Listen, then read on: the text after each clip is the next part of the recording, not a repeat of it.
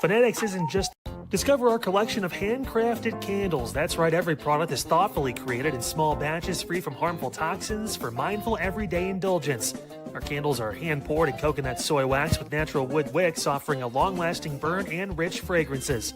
Create a cozy, safe ambiance for your home with candles from Alley Rose Fragrances. First-time customers use the promo code InsideEdge20 to receive 20% off your order.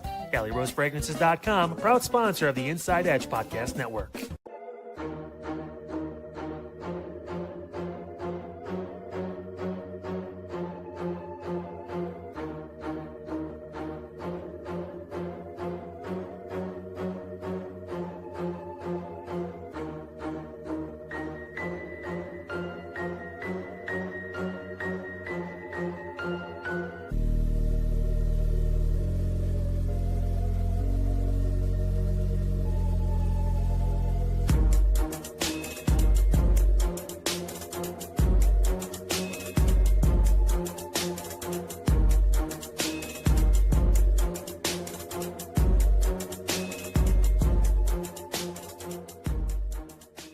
Fanatics isn't just our name, it's who we are. Loyal, passionate fans dedicated to our favorite teams and to the sports we love. That's why we're honored to be able to offer fans the world's largest collection of official sports apparel and sports jerseys from all the leagues, teams, and players you love. We feature a wide selection of gear from every league, including NFL, MLB, NBA, NHL, and NCAA merchandise, which allows us to serve fans of football, baseball, hockey, basketball, lacrosse, soccer, golf, and everything else that gets your heart pumping. Go to Fanatics.com by using the QR code on your screen right now to celebrate your teams.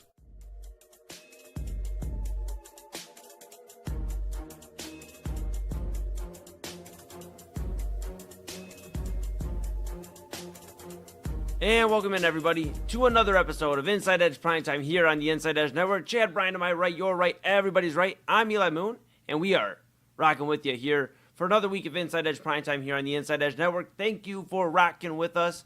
We appreciate you. If it's your first time, hello, and if you've been here before, welcome back. Make sure you like, subscribe, follow at Inside Edge Net on all of the socials, YouTube, X, Facebook, Instagram, TikTok, Twitch. Check it all out. Hit that notification bell so you know when we're going live. Great daily and weekly programming here for you. And also, go check out our website, InsideEdgeNetwork.com. You can read about all your favorite personalities like Chad and I, and everybody who does a great job across the network. Check out our partners.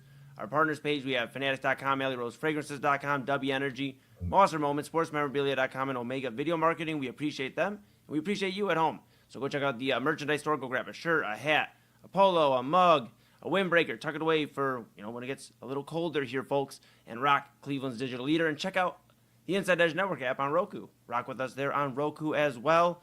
But let's get started here. Chad Bryan, another week of primetime. How are you feeling this evening? I am pretty good, man. Celebrated our country's 250th birthday over the weekend. That was pretty fun. Had some fun with the family, whatever. That was good. Man. How are you? I'm great. Yeah, fireworks were cool, man. Over the weekend, my cousin has an ATF license, so went out there and rocked out in the country and saw like an hour's worth of fireworks. So it was cool. Just spend some time with family and just try to relax a little bit yesterday. You know me, I'm not one to know how to relax, so I did as much relaxing as I could, and then we did main event and had fun with my guy Rob Rizicki. So we are rocking and rolling. And hello to C-Town Rocks. Hey. Says, let's go, best podcast in town. You're too kind. Appreciate you, C-Town Rocks. What's going on? Yes. Fireworks were cool. When they actually went off without a hitch. We had a little trouble Friday night. Yes. This was a whole saga. So we were going to see our local fireworks here. We were going to go watch those, and I won't name any names. I think it'll be, whatever. It doesn't matter. So we had some storms that were imminent. You could look at the radar and see that there was a 99 to 100% chance that it was going to storm from about 8 to 10, right? Right. Or really 8:30 to 11. And so our local law enforcement said, hey, fireworks are at 8 o'clock, right? And everybody got a little upset. They said, well, it's going to be bright out. You're not even going to be able to see them, right? Like, why? Like, just use the rain day. Why not use the rain? Doesn't make sense. Yeah. So as I'm watching the comments pile up, I went back eventually to see how many people had commented, and I saw that our local police station they decided to delete the comments, Oof. and disabled the ability to comment. Instead of, Oh, no. instead of getting out there and like getting involved with the community and like hitting those pressing issues head on, they said, didn't happen if we don't see it. Yeah. Right. So Yeah. nobody's upset. We made the right decision. We did fine. So we all packed in the car, and well, it wasn't that hard to get in the car. You just climb in. Okay. We drove and we hustled. We had to hustle a little faster. We were meeting some people up there, and we got there, whatever, about 7:50, right? Yeah. Ready for some fireworks. Sat there for 10, 12 minutes or whatever, and a couple little warning shots went off at about 8:01, 8:02. And I was like, okay, here we go. Here come the fireworks, right? The kids came around. They were out, was whatever, visiting with people. And they came running across, and they sat by us, and we had a couple other family members that were there, and we were ready to watch fireworks. And 8:15 turned into 8:30, and 8:30 turned into 8:40, and 8:40 turned into 8:45 with no announcement, no word, nothing, no new posts, because the police department wouldn't want anyone to comment negatively, on their post. So we waited until about 8:45, 8:46, and one of the people that we were with said, "Sky looks pretty bad." I was like, "Is it bad?" I turned around and I was like, "Yeah, that's not good. Let's get out of here. We're not doing the fireworks. We're obviously not going to do it with this storm coming." So we packed in the car again. Like it's so hard to get in the car. And as we're pulling out, I think they shut off 25 minutes of fireworks in about 7 to 10 minutes. So as we're pulling out, and this storm is like coming in angrily, Eli. I mean, there's supposedly from people that stayed there, the very few people that stayed there were already like very, very low numbers because nobody wanted to put themselves in harm's way. It was clearly some bad storms. And I guess people said there were tents and chairs and stuff flying across the parking lot. But don't worry, because the fireworks were just shooting off 25 minutes of them in about 7 minutes. And we get home, our patio furniture is blown all over the backyard. We had a flower pot back there that was shattered because of the wind. I don't know if there was like a micro burst or what happened. But our backyard was just all torn up. We had to drive through branches down in the roads. There was stuff flying across. It was wild. No. All this for some fireworks. The local police department, who's there to protect and serve, Eli, decided to put everyone in harm's way. Right? Come out early. Come out and get right in line of the storms so we can shoot off a half an hour's worth of fireworks in 7 minutes, and you can miss everything because you're scrambling for cover. I just thought it was really poorly handled, man. It's like a war zone. It's like a war zone. Fireworks are going off. Everything's flying. Stuff flying across the road. Things are exploding over here. It was wild. Oh, no. So I thought they handled that pretty poorly. And I guess, well, of course, they blamed it. The fire department ended up blaming it on the fireworks company. They said that they refused to tear it down or whatever. I'm sorry. No, that's not what they said. They said it would have cost them $6,000 a day because you can't leave it unsupervised, obviously. Yeah. So my question was, why would you make the rain date for fireworks on Friday, Monday? Like, why? If you know that is a risk going in, just make it the next day, right? Like, don't cost yourself $18,000 in babysitting fees. Like, just make it the next day. It wasn't that difficult. But they blew them off, and simultaneously they blew it. They blew the fireworks show. Everyone missed it. I'm assuming maybe 50 or 60 people saw it. So I'm glad that, great use of city dollars there. Chad. Yeah, I'm glad that 20 or 30 or 40,000, however much that cost. I'm glad that 50 or 60 people got to see that. So that was pretty cool. My kids were bummed, but we did see fireworks Saturday night in another community, so they were happy.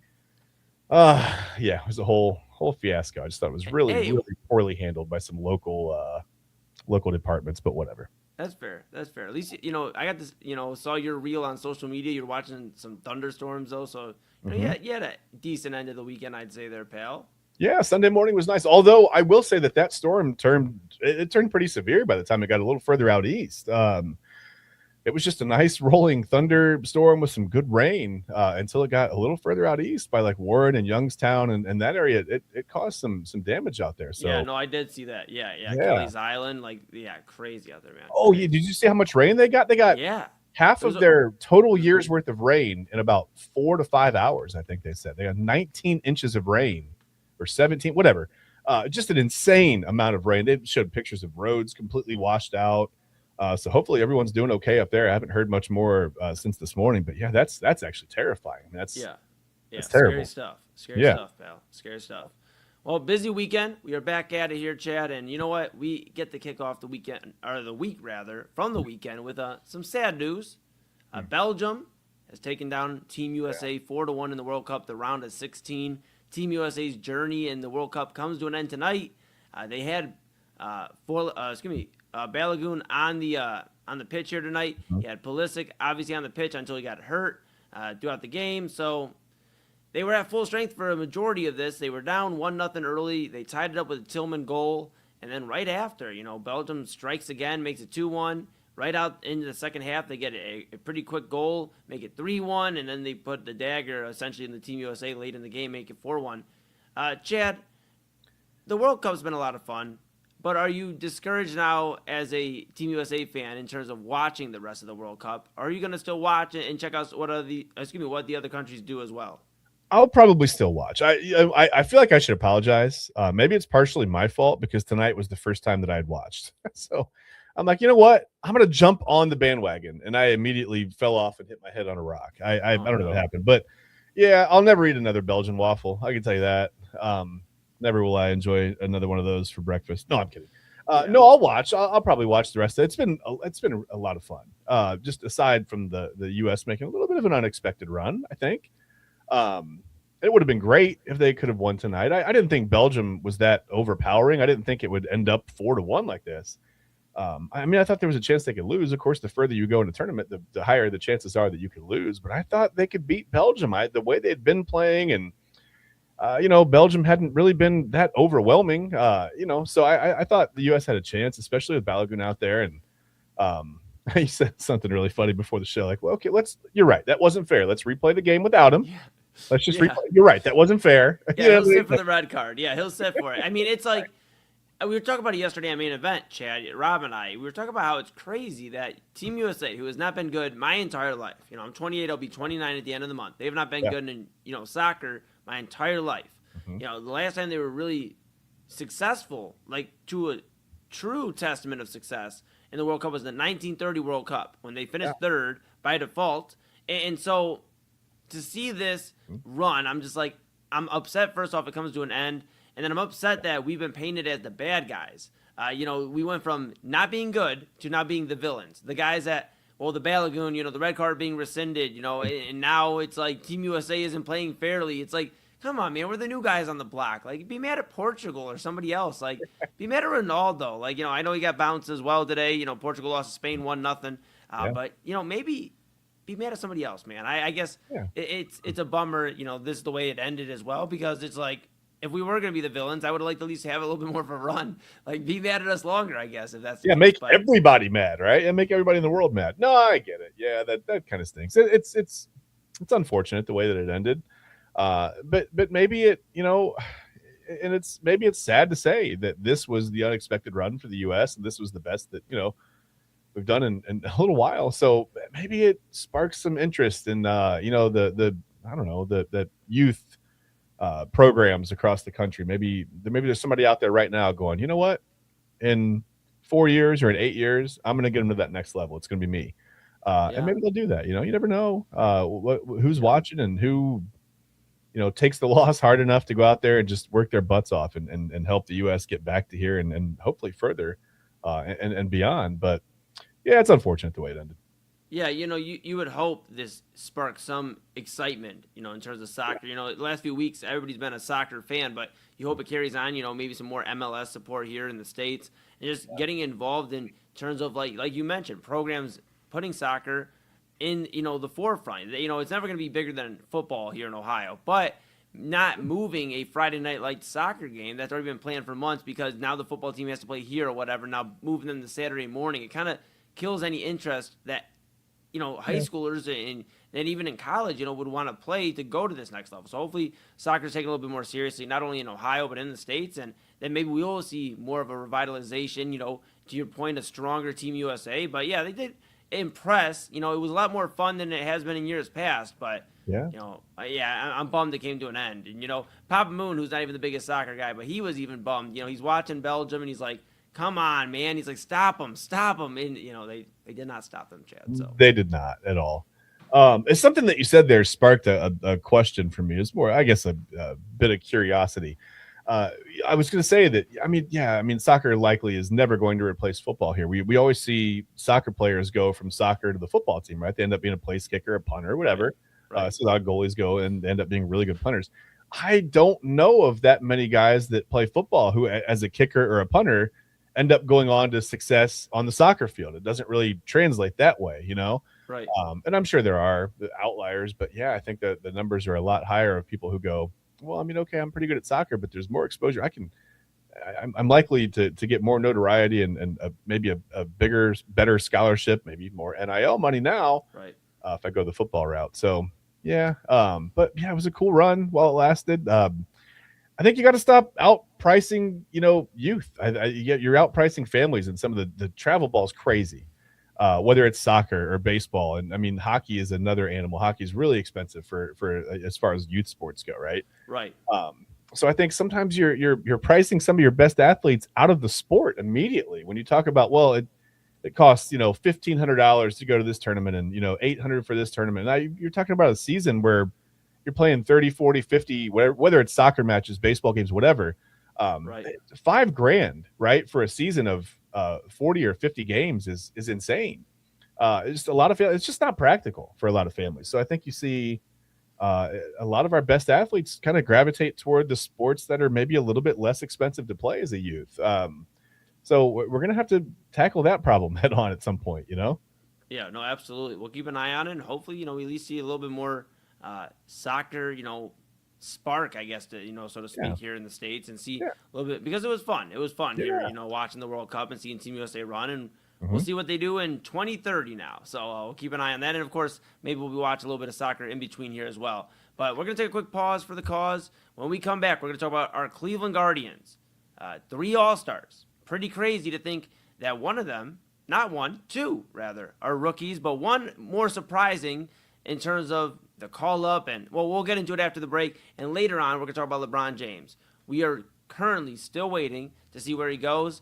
Is he coming back home? We're not sure. We'll see. We'll get into all of that. Maybe even some Braves talk. Because I took a look at the NL East yesterday, Chad, and I was like, uh-oh, buddy might be in trouble. So we'll talk about that all here on Inside Edge Primetime here on the Inside Edge Network. Of course, the Daily Spiral with Autumn Chisholm, and I'll be on there as well, co-hosting with her at 11 p.m. And then Midnight Run with special guest host Kyle Cornell at midnight here. 1 stream, 3 shows. We'll be back right after this. Key On Sports is the leader in Ohio high school athletic coverage in written, print, and video streaming. From the latest news and results and written content to the high school football game of the week every Friday, Key On Sports has you covered. The vision of 15-time published author Vince McKee has become the most trusted site in Ohio high school athletic news. From podcasts to player profiles, Key On Sports is your one-stop for all of it.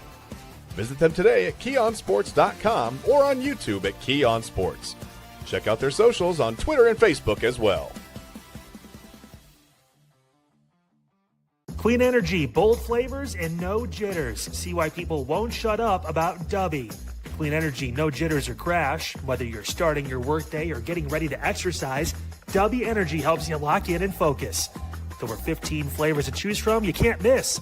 Order Dubby Energy right now by using the QR code on your screen and use the promo code InsideEdge10 to receive 10% off your order. Dubby Energy, your energy-focused sponsor of the Inside Edge Network, Cleveland's digital leader. Discover our collection of body mists made with clean, minimal ingredients. Handcrafted with natural essential oils and clean ingredients, they offer a natural alternative to synthetic fragrances. Perfect for sensitive skin and those seeking clean, mindful self-care, and the perfect gift for you or your special someone. Courtesy of Valley Rose Fragrances. First-time customers, use that promo code InsideEdge20 to receive 20% off your order. ValleyRoseFragrances.com, a proud sponsor of the Inside Edge Network, Cleveland's digital leader. Whether searching for a baseball autographed by your favorite World Series slugger, a signed football by an iconic Hall of Famer, or the jersey of a world-famous soccer star, you've come to the right place. Here at sportsmemorabilia.com, the web's leading source of authentic sports memorabilia, you'll find more than 500,000 authentic products from nearly every professional sports league, team, and players. Not only will you find your next prized sports possession with ease thanks to superb customer service and tremendous site experience, you'll have the satisfaction and peace of mind that every product listed comes complete with a certificate of authenticity and is fully backed by the sportsmemorabilia.com lifetime authenticity guarantee. Go to sportsmemorabilia.com by using the QR code on your screen right now. Sportsmemorabilia.com, a proud sponsor of the Inside Edge Podcast Network, Cleveland's digital digital leader. Find us on InsideEdgeNetwork.com for the latest information on your favorite shows, personalities, and network partners. Plus, guess what? We have a merch shop. That's right, we have network polos, t-shirts, champion jackets, hats, and bottles. Rep the network. Every purchase supports independent sports and entertainment media. Use the QR code on your screen right now to check out InsideEdgeNetwork.com. That's InsideEdgeNetwork.com.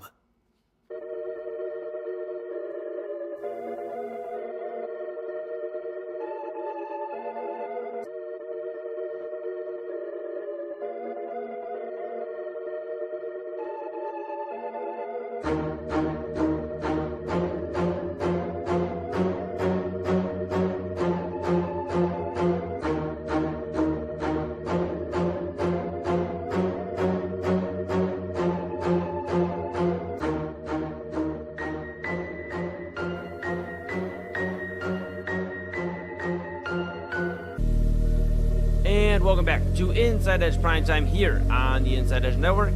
Chad Bryan to my right, you're right, everybody's right. And I'm Eli Moon. We're back in the saddle, on the saddle adjacent. Here, I'm having a rough hair day here today, Chad B. And maybe I'll mute you before we get into some real intellectual talk here. On Inside Edge Primetime, we're back, starting off your Monday. Hope your weekend was great. Hope you had a great 4th of July holiday weekend, however you celebrate. Hope you enjoyed your time with loved ones, hopefully, and stayed safe. We are rocking and rolling. A lot of great stuff to get into. We just talked about the World Cup. If you missed it, Belgium did take down Team USA in the round of 16, 4-1. So that means USA is now out of the World Cup. Belgium moves on. They're one of the final 8. In earlier action, Spain took down Portugal 1-0. They scored around the 90th minute, and they took down Ronaldo in Portugal. So that's the end for Cristiano Ronaldo. You saw Neymar go down, Brazil to Norway. Yesterday, they lost 2-1 to Norway, and Neymar retired from World Cup action. So it's a lot of legends saying goodbye to the game of soccer, at least World Cup action, Chad B. Pretty crazy. Yeah, almost makes me wish the World Cup was every 2 years, so you could see these guys play on the world stage a little more often. But I mean, those European leagues are huge, so I don't think that it really matters. I guess it's just for visibility for me. But casual soccer fan, I've said it before. But yeah, I do like the World Cup. There's something, just the atmosphere is cool. Again, I really hadn't been able to watch just because of shows and logistics and things. So I finally decided to tune in tonight, and it's a 4-1 loss for Team USA. So I'm the bad luck charm, I guess. Yeah, yeah, I would just leave it at that, man. I'm not gonna throw you under the bus. No, I'll get it aside. At least you got to watch some USA soccer. But yes, the World Cup does continue on round of 8. They got a few more round of 16 matchups, and round of 8 starts up here very, very soon. If you're rocking with us for the first time or visited before but haven't liked and subscribed, make sure you go ahead, like, subscribe, follow at Inside Edge Net on all the socials: YouTube, X, Facebook, Instagram, TikTok, Twitch. Check it out. Hit that notification bell so you know when we're going live. We have 4 daily shows on Filter with Kyle Cornell, 5 to 6 p.m. weekdays here on the Inside Edge Network. He's on vacation this week from Unfiltered, so he will be back next week. But he is going to do some fill-in duty here for Midnight Run today and tomorrow for Anthony Alford, who will be back with us next week. And then, of course, Inside Edge Primetime, 10 p.m. to 11, Chad and I. Then you have the 11 o'clock hour, the Daily Spiral with Autumn Chisholm. And then Chad, AA, and I usually rotate in and become the co-host or the person that gets in trouble when it comes to Love Island and everything else like that. And then, of course, Midnight Run with Anthony Alford. Typically, like I said, Kyle Cornell, and then I will be filling in for AA this week. He'll be back next week. Go check out the website, InsideEdgeNetwork.com. Read about your favorite personalities. Check out our partners page. And go to the merchandise store. Get some of the nice Rep Cleveland's digital leader. And download the Inside Edge Network app on Roku. All right, Chabby. Let's get back to it, man. The Guardians. 3 All-Stars. 3 of them. 1, 2, 3. Crazy. Parker Messick, who's having a great year. Rookie starting pitcher for the Guardians. Cade Smith, the closer for the Guardians in his first full season as the closer for the Guards. And he leads Major League Baseball in saves this year. And then, get this, Chad Bryan. Travis Bazana, the second baseman for the Cleveland Guardians. He is an all-star as well. That makes the 3 of them. And no Jose Ramirez, but 2 rookies getting in for the Guards. What do you make of this for obviously the individual players, but also, for the Guardians' makeup, what they're trying to do, maybe going and getting a big bat. Does this slow them down from going to make that big move because now they have two guys that are already homegrown making it to the All-Star game? Yeah, I don't know if this would be what slows them down. I think it's the propensity to not want to spend money or give up assets that's going to slow them down. But this is great for Bazana, Messick, and Cade Smith.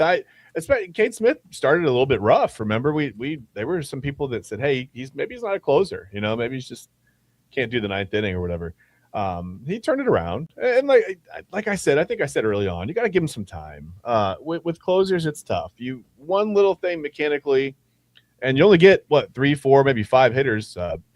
Ideally, that's all you want as the closer. So if you go out there and you're not on your game, these are major league hitters. They're going to hit you. I don't care if you throw 95, 100, 102, whatever. You can get away with more mistakes throwing 102 than you can at 95, but right.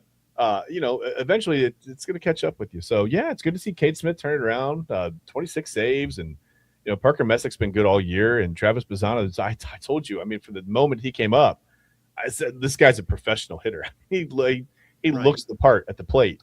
Doesn't always, I'm not necessarily saying he's going to be a 50 home run guy or a 330 hitter, but he finds a way to get on base. He has good at bats. He battles at the plate. He appears to know what he's doing with the bat in his hand. So it's good to see these guys get the all-star nod from the players.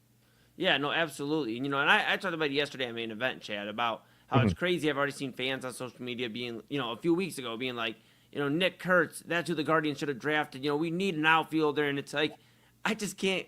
Why can't we just slow down? Let's just slow down. Travis Bazana is having a pretty good rookie year. Obviously, he's an all-star. He's in the probably discussion for rookie of the year at this point. Yeah. And he's having a great, not only, his defense isn't great.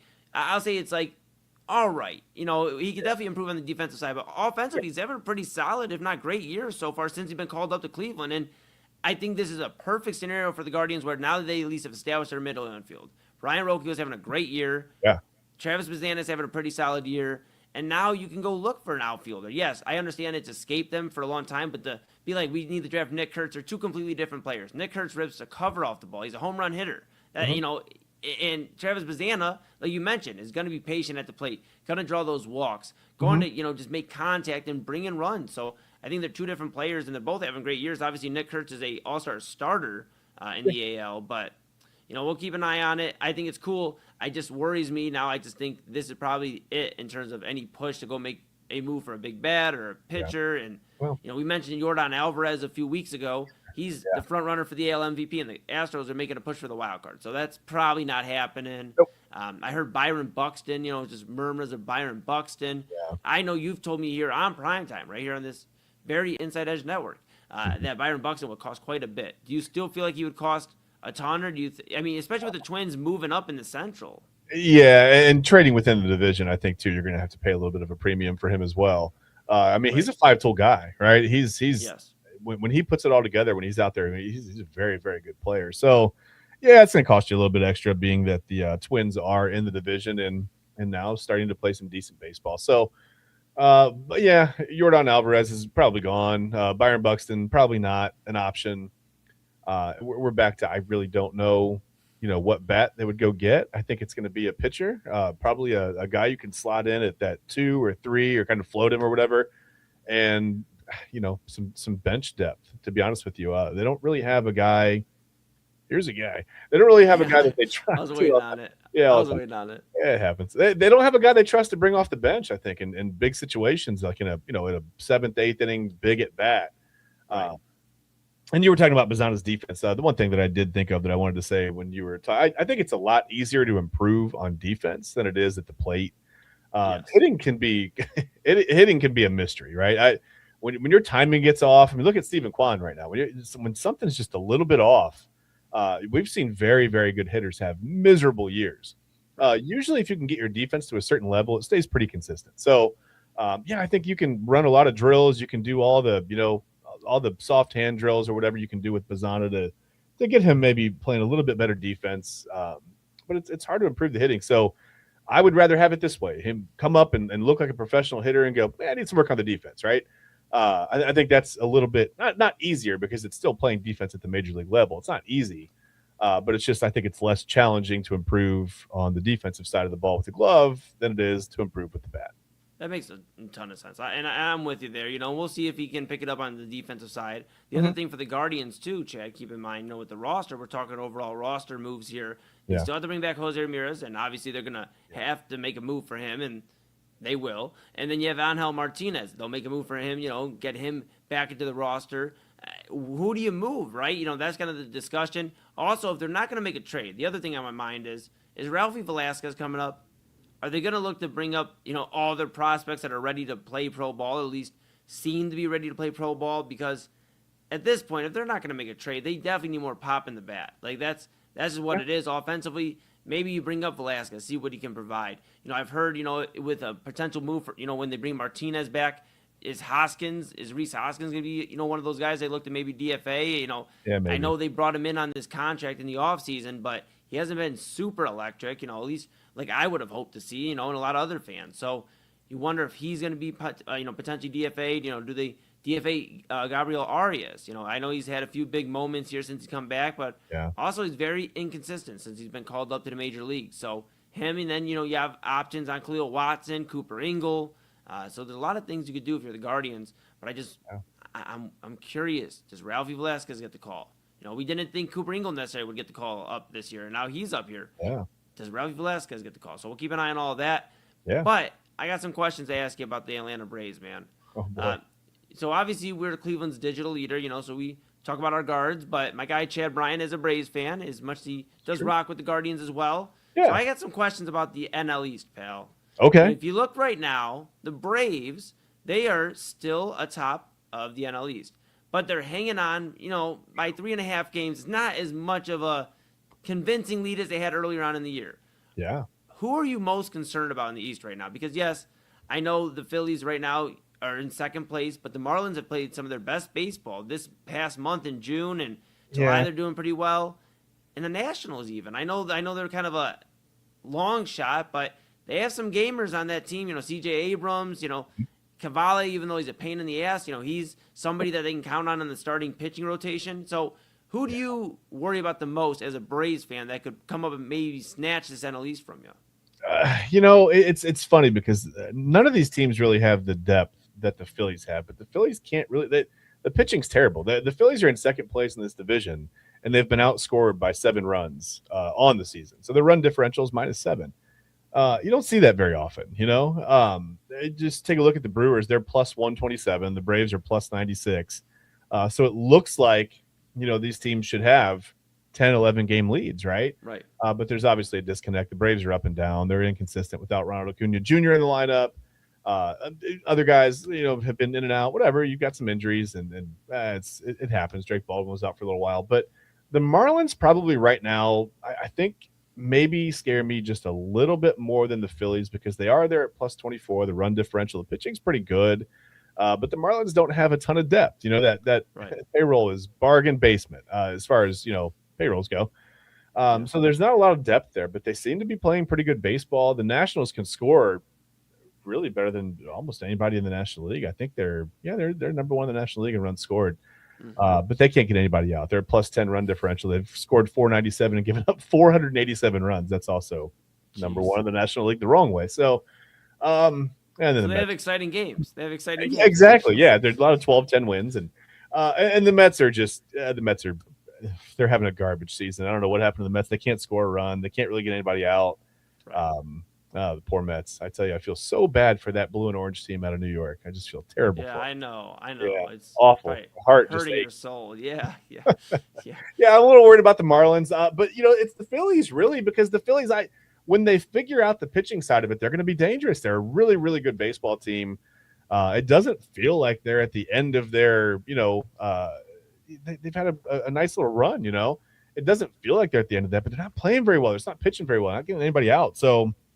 East is kind of a mess right now. And I had told you the Braves feel like an average team, and they started out on fire, Eli. And everyone's like, "Oh, you're wrong. Your Braves are so good." I'm like, just wait a minute. Like I felt like they were playing above their heads, and then especially when Acuna went out the second time with the hamstring injury, it just starts to feel like it's going to be one of these things that's nagging all year. He's going to come back and play 10 or 15 games, and then he's going to come up short, run into first, right? Trying to run out a ground ball or whatever. Right.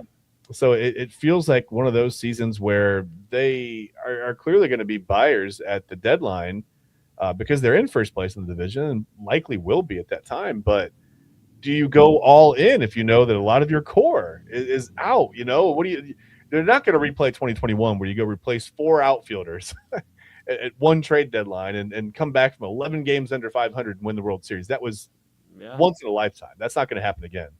And they're not 11 games below 500, luckily. So they're playing pretty well despite all the injuries and all the challenges. Yeah, but believe in them, pal. Believe in them a little bit. I would love nothing more than to believe in them.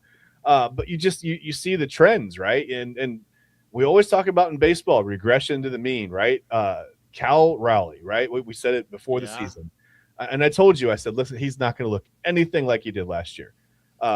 And he hasn't. I mean, he's struggling to get to 200. He's got less than 10 home runs. He's just not having a good season.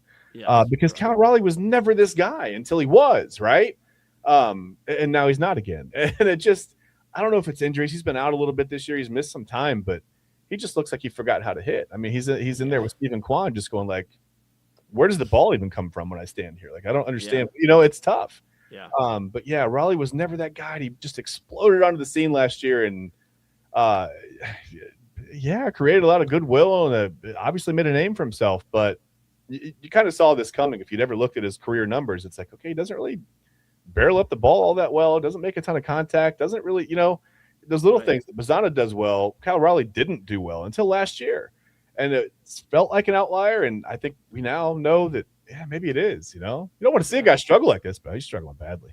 Yeah, absolutely. Absolutely. Baseball's hard. That's expert analysis from Chad Bryan there. Baseball's hard. With that being said, we're going to take a quick pause. When we come back here, you grab your drink, your caffeine, your dinner, whatever you need to grab. We will talk about LeBron James. He is still a free agent. Is he coming back to Cleveland? Really? Yeah. Well, I mean, unless we missed something, but I doubt we missed it, man. Come on now. But LeBron's still a free agent. We'll keep an eye on if he's coming back here. Talk about where we think he may go, if not Cleveland, and talk about what the Cavs can do. They are missing out on every free agent, every trade option they can possibly go after. What is Kobe Altman thinking? What are the Cavaliers thinking? We'll talk about that here on Inside Edge Primetime on the Inside Edge Network. When we come back, stay with us. Fanatics isn't just our name, it's who we are. Loyal, passionate fans dedicated to our favorite teams and to the sports we love.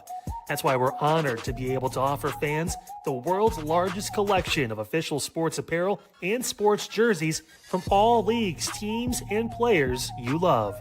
We feature a wide selection of gear from every league, including the NFL, MLB, NBA, NHL, and NCAA merchandise, which allows us to serve fans of football, baseball, hockey, basketball, lacrosse, soccer, golf, and, everything else that gets your heart pumping. Go to fanatics.com by using the QR code on your screen right now to celebrate your teams. That's fanatics.com, a proud sponsor of the Inside Edge Network, Cleveland's digital leader.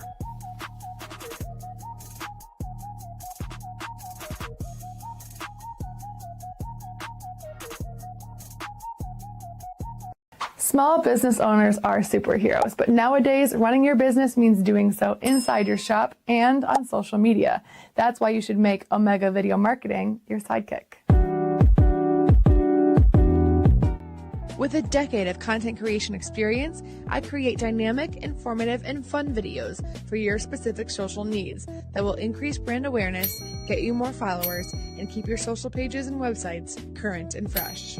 I offer flexible pricing and turn times and will work with you to understand your brand and your story. All of that comes from the heart. My award-winning expertise is just the cherry on top. So let's get connected. After all, your brand is the alpha and my expertise is the omega. Discover our collection of handcrafted candles. That's right, every product is thoughtfully created in small batches free from harmful toxins for mindful everyday indulgence. Our candles are hand-poured in coconut soy wax with natural wood wicks, offering a long-lasting burn and rich fragrances. Create a cozy, safe ambiance for your home with candles from Alley Rose Fragrances.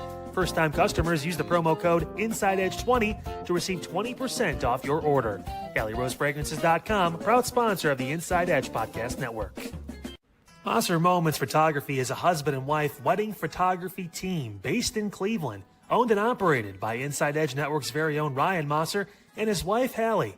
For the past 10 years, they've captured more than 100 weddings across Northeast Ohio and beyond, always working together as a true two-person team. Their style centers on authentic, emotional storytelling, documenting the real moments between two people in love and creating images that feel natural, comfortable, and true to the couple. Rooted in Northern Ohio but inspired by their travels, Ryan and Hallie bring a warm, personal approach to every wedding day. Their work blends experience, consistency, and a genuine passion for helping couples relive their best day through timeless photography. Learn more at MosserMomentsPhotography.com by using the QR code on your screen right now. MosserMomentsPhotography.com, a proud sponsor of the Inside Edge Network, Cleveland's digital leader.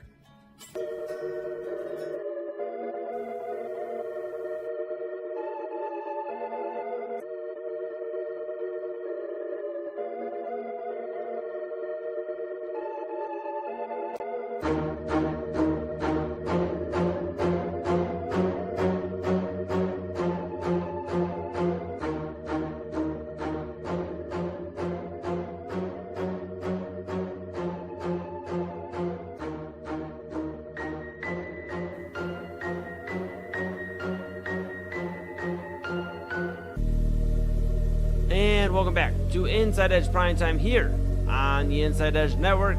Chad Bryan to my right, you're right, everybody's right, and I'm Eli Moon. And we're back in the saddle, on the saddle adjacent here on your Monday edition of Inside Edge Primetime. Rocking and rolling with you for about 15 more minutes or so. Autumn Chisholm and the Daily Spiral up at the top of the hour. I will join her and defend why KC is not as bad as everybody makes him out to be. We'll get into that, and of course, so much more. And then Midnight Run, typically with our guy Anthony Alford, program director, and our bro. He is taking the week off, dealing with some things. He will be back next week. So Kyle Cornell will be guest hosting on Midnight Run at midnight here tonight and tomorrow, and then I'll have Midnight Run the rest of the week, filling in for Double A. So very excited you're with us. If it's your first time, hello. If you've been with us before, welcome back. Make sure you like, subscribe, follow at Inside Edge Net on all the socials, YouTube, X, Facebook, Instagram, TikTok, Twitch, all that great stuff. And smash that notification bell so you know when we're going live daily and weekly. A lot of great stuff for you. Check out InsideEdgeNetwork.com. Read about your favorite personalities like Chad and I and everybody else who does a great job across the board at the Inside Edge Network. And go to the merchandise store, get something nice, a hat, a mug, a shirt, a polo. I mentioned a hat, but grab a windbreaker as well while you're there. Grab Cleveland's digital leader, your source for sports, entertainment, mental health conversations, news, and everything in between. Yeah. And go check out the partners page. A lot of great stuff there as well. And Chad, got to let the people know. They got to go to the Inside Edge Network app on Roku. Take us wherever they want to go with Roku. The Inside Edge Network app there as well. All right, Chad Bryan. We thought we would have some fireworks potentially over the weekend besides the ones that were physically in the air. We thought maybe one LeBron James would make his decision. Yeah. He did not. He did He's not. Still a free agent. Still a free One agent. question I have for you, followed by a second one that I will deliver both at the same time. Whoa, that's a lot. Okay, I think I'm ready. Okay, cool. Let's make sure. First question is, first off, are you surprised that LeBron James is still a free agent? Second question to lead after. Okay, well, you already got first. Boom. All right, boom. We're good. Second question is. Rapid fire. Come on, let's go. Lightning round. Let's go. Second question is, where do you think he ends up coming or going or wherever? Does he come home? Where is LeBron James going next season to play basketball? Is he going to play in Cleveland? Is he going to be here for the trilogy? All the signs are pointing there. He's been in Northeast Ohio recently. Or is he going somewhere else to play with some of his buds? Well, okay. To answer your first question, no. No, I'm not surprised. I think, when you're, I don't want to say, when you've been in the league for this long, for as long as LeBron has, I think he's earned the right to carefully select his next destination, right? He wants to know what the roster is going to look like. And I don't think he's so much, well, he said as much. So he's not worried about money. It's not a financial thing, right? It's a happiness thing for him. So I think he's got to weigh a lot, right? Are you happier at home? Where he's recently said that he's not very happy. He doesn't really even like coming home. So that's a nice feel-good story. Doesn't like. Sorry, Grizzlies. He's out. He's not going to Memphis. I was thinking, maybe Memphis, Utah might be out as well. Yeah. So some of these cities that he doesn't enjoy, like his own city. That was a weird statement. But whatever, I get it. I'm in my 40s, man. I get a little grumpy too. I understand. Maybe he didn't have his pudding or something before they asked him the question. But I don't know. I think it's right now. I know we've heard all the Philly stuff over the weekend. And now, the 76ers are the leaders. And you saw Giannis had a visceral reaction, right? To you saw, I don't know if you saw the video. They showed Giannis that he's like, what? He's like, oh, he did. Okay, so there's a chance, right? So, hey, and maybe he wants to play with LeBron. Maybe that sways LeBron's decision. I don't know what the Heat are going to do.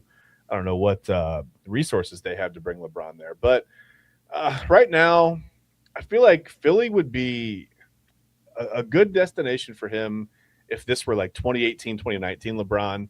But I don't think he's going to go there and try to build chemistry with a bunch of people he's never really played with. I don't know that that's going to work in a city that is not going to embrace him if he goes there and hurts his hamstring and, the third game of the year. Exactly. And the Jaylen Brown stuff as well. Jaylen Brown has some choice words about Bronny, saying he's not really an NBA player.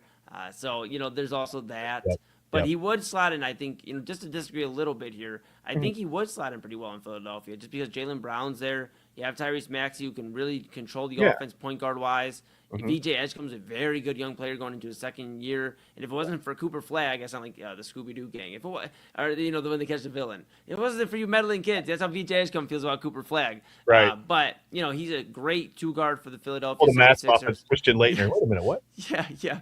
And then, if Embiid can stay healthy, it's an interesting slot, You cliche chiming in here, saying the King's coming home. And that's all a lot of Clevelanders are feeling, Chad B. They're feeling like, based off, when there's smoke, there's fire. He's been in Northeast Ohio. He's rocking. Brandon Weems, one of his better friends, is, the assistant general manager for the Cleveland Cavaliers. So there's a lot of stuff there. To that point, Mike Gansey, who LeBron respects, is in Philadelphia. So that's why I feel like it's kind of down to those two teams, in my opinion. There's some sleepers, of course, Minnesota, just for the I can win a championship in 4 different cities. And 2 of them had never won one before, with Cleveland and then Minnesota, if you were to do that.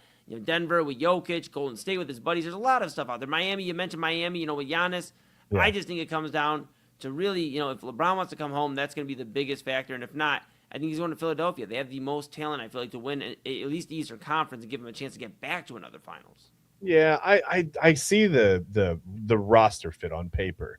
I just don't know how it plays out on the court for 82 games, That's why I kind of balk at Philadelphia having or being, I think it's between. I still think it's between Cleveland and Golden State. I really do. I really still feel like we're there. And again, it's not about money. So, you look at Miami, it's like, oh, what resources do they have? But they can still make it work. I don't know. I just feel like right now it's Cleveland and Golden State. But I do feel like he's going to come home. That's my answer. I feel like he's coming home.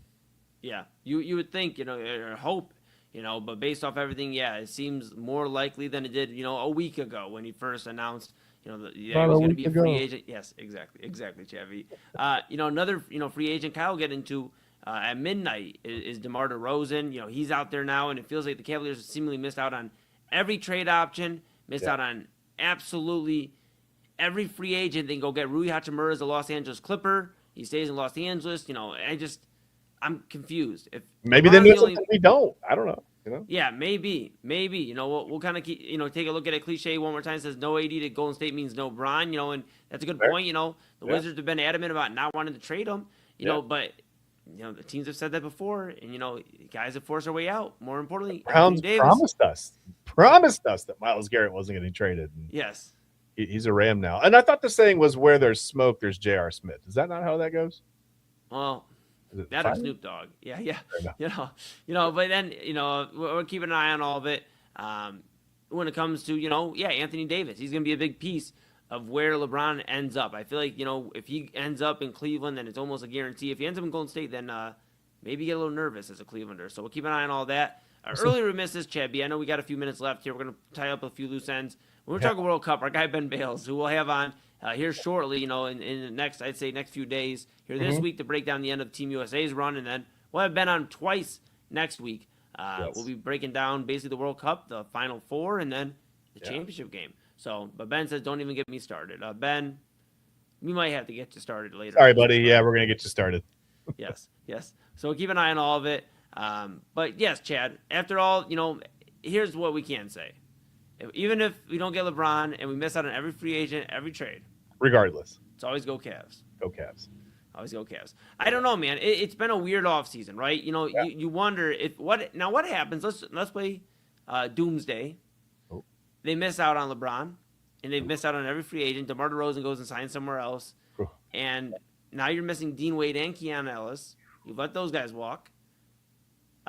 What's your next move if you were the general manager of the Cleveland Cavaliers? Go to the G League. I don't know. I don't know. Like I said, it feels like they know something that we don't, because standing pat has really never been the well in my mind. But then as I bounce this around, I'm also surprised that they kept Kenny Atkinson after the 22-point lead blown in game 1 against the Knicks, and analytically we're up 8-0 in the series, whatever. We won it twice. Okay, whatever. That was dumb. That was so stupid. We're on Whatever. analytical game 14 right now. Yeah, and the series is still going on. It's tied 7-all. Tomorrow night is it's the best 2 words in all of sports. Game 15. Yeah, I can't wait. I don't know, man. I'm just surprised that it has been a weird offseason, but I also feel like in another way, in some ways, it's always a weird offseason in the NBA. I don't understand NBA trades other than making the money, match and work, fit, and whatever. I don't understand NBA trades because teams will trade the same guy, right? They'll just swap, 3-and-D wings, and it's okay, well, one guy's 6'8", 235, and the other guy's 6'8", 235. And they both shot about 38% from the three. Come on, pal. I'll teach you a little bit of the ways. You're going to have to. Somebody's going to have to. Somebody's got to make this make sense. And by the way, talk to me like I'm 5 when you do it, because I can't make any sense of it. Bless you. I tried to mute myself. I didn't have enough time. Yeah, you didn't get there. Sorry, no dumb button for you. I just it doesn't make sense to me. I'm flabbergasted. My flabbers are gasted. All right. No. And I'm getting older. I got a lot of flabbers, man. Unfortunately, I got to work out harder. Yeah, the flabbers are gasted. Here's the thing. The second apron makes it a little trickier with these trades. Yeah. So a lot of times that's what it is. Now, some of them have just been baffling. I will give you that. The LaMelo Ball trade. I wouldn't wear 2. I don't even like to wear cook? One. I do cook. I do sometimes. Okay. All right. Yeah. All right, just making sure. Because why would you need 2 aprons if you're...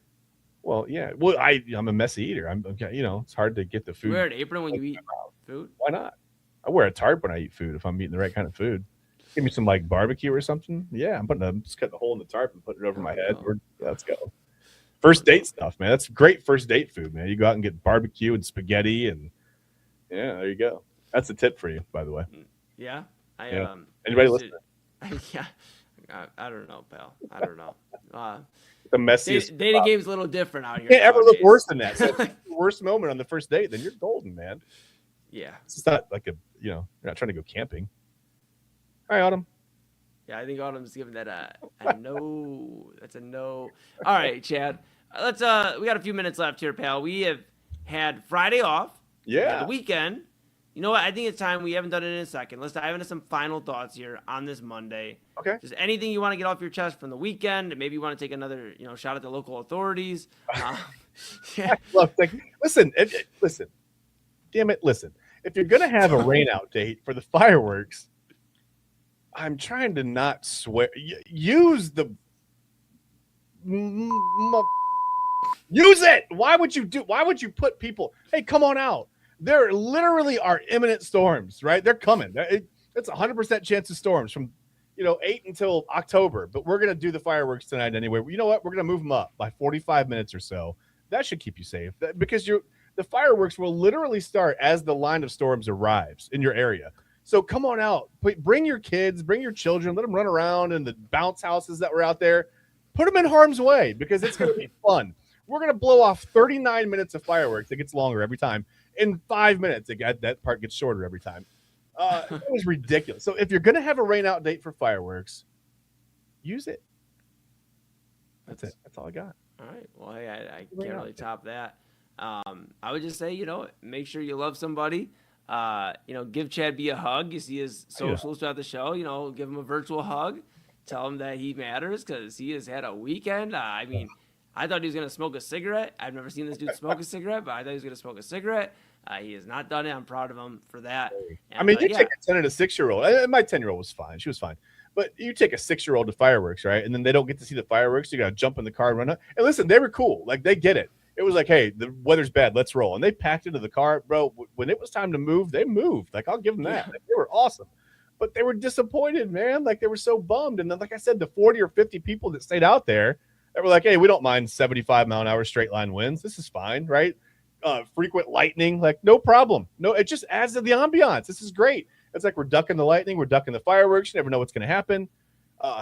Anyway, yeah, it was fine. It went fine. It was great. That's all we got, folks. Honor the damn rain date. They moved the rain date. Comments. That was pathetic. Make it the next day. Come on. Let people enjoy the fireworks. Not wasting our damn tax dollars. Stupid. All right. That's all we got for the final thoughts. We're going to switch it over to the red. Is it just us? Oh, it is. Wow, we look so good tonight, Chad. I ain't going to lie. The red and then like the blue in my eyes, like, I ain't going to lie. Not bad. I'm feeling pretty good. Feeling like KC and TT. Feeling like, finale bound. Oh, Feeling no. like I'm finale bound. Oh, no. No. And I'm going to be honest. I've watched a decent amount. Not as much, obviously, as Autumn. She's our avid Love Island expert. Yes. But I hate when we're going to end up losing her to Love Island. She's going to be a producer on Love Island. I know. I hate when I'm right, though, Chad. I'll just say that. I hate when I'm right. I hate when I think she wants to come on the screen, Eli. I think she wants to come on the screen. You know what? But we're going to save her thoughts because she's going to roast me for the next hour. Chad, I'm going to give myself a few minutes to recuperate, get a drink, get ready. Where there's smoke, there's burning Eli. Just roast. Yeah, I'm in trouble. Yeah, if you hear the smoke sizzling, that is me being cooked on the Daily Spiral, which is coming up at the top of the hour. Autumn Chisholm and myself, Chad B, another fantastic job. That's the end of Inside Edge Primetime here on the Inside Edge Network. We're back tomorrow. As long as I stay in one piece, Daily Spiral coming up right after this. Key On Sports is the leader in Ohio high school athletic coverage in written, print, and video streaming. From the latest news and results and written content to the high school football game of the week every Friday, Key On Sports has you covered. The vision of 15-time published author Vince McKee has become the most trusted site in Ohio high school athletic news. From podcasts to player profiles, Key On Sports is your one-stop for all of it. Visit them today at keyonsports.com or on YouTube at Key On Sports. Check out their socials on Twitter and Facebook as well.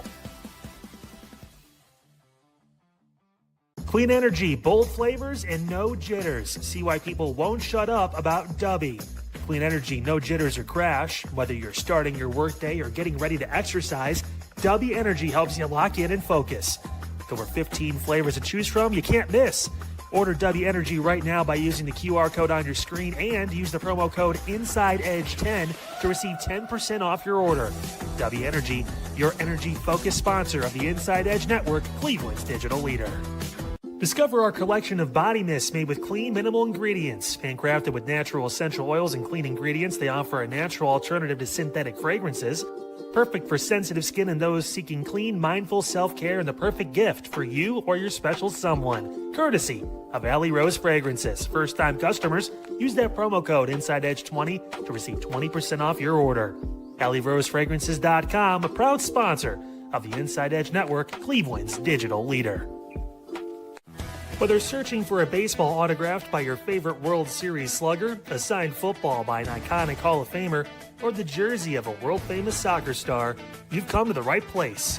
Here at SportsMemorabilia.com, the web's leading source of authentic sports memorabilia, you'll find more than 500,000 authentic products from nearly every professional sports league, team, and players.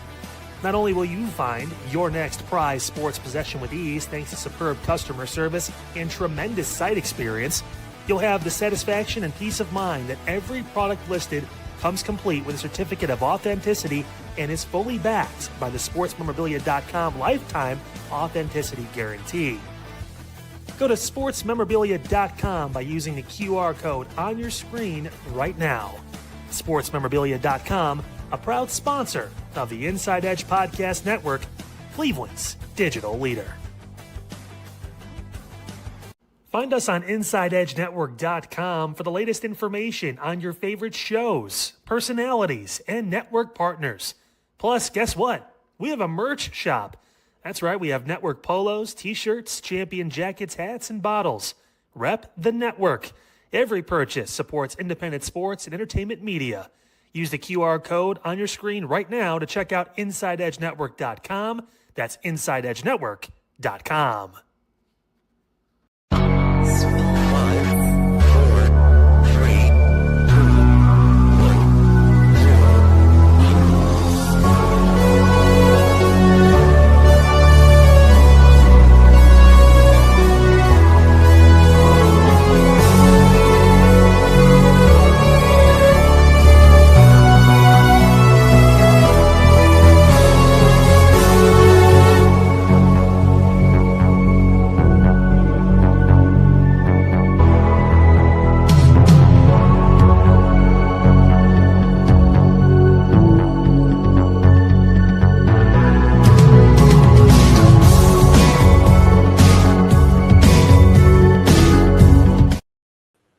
Oh, Eli. It's been a Hello. weekend.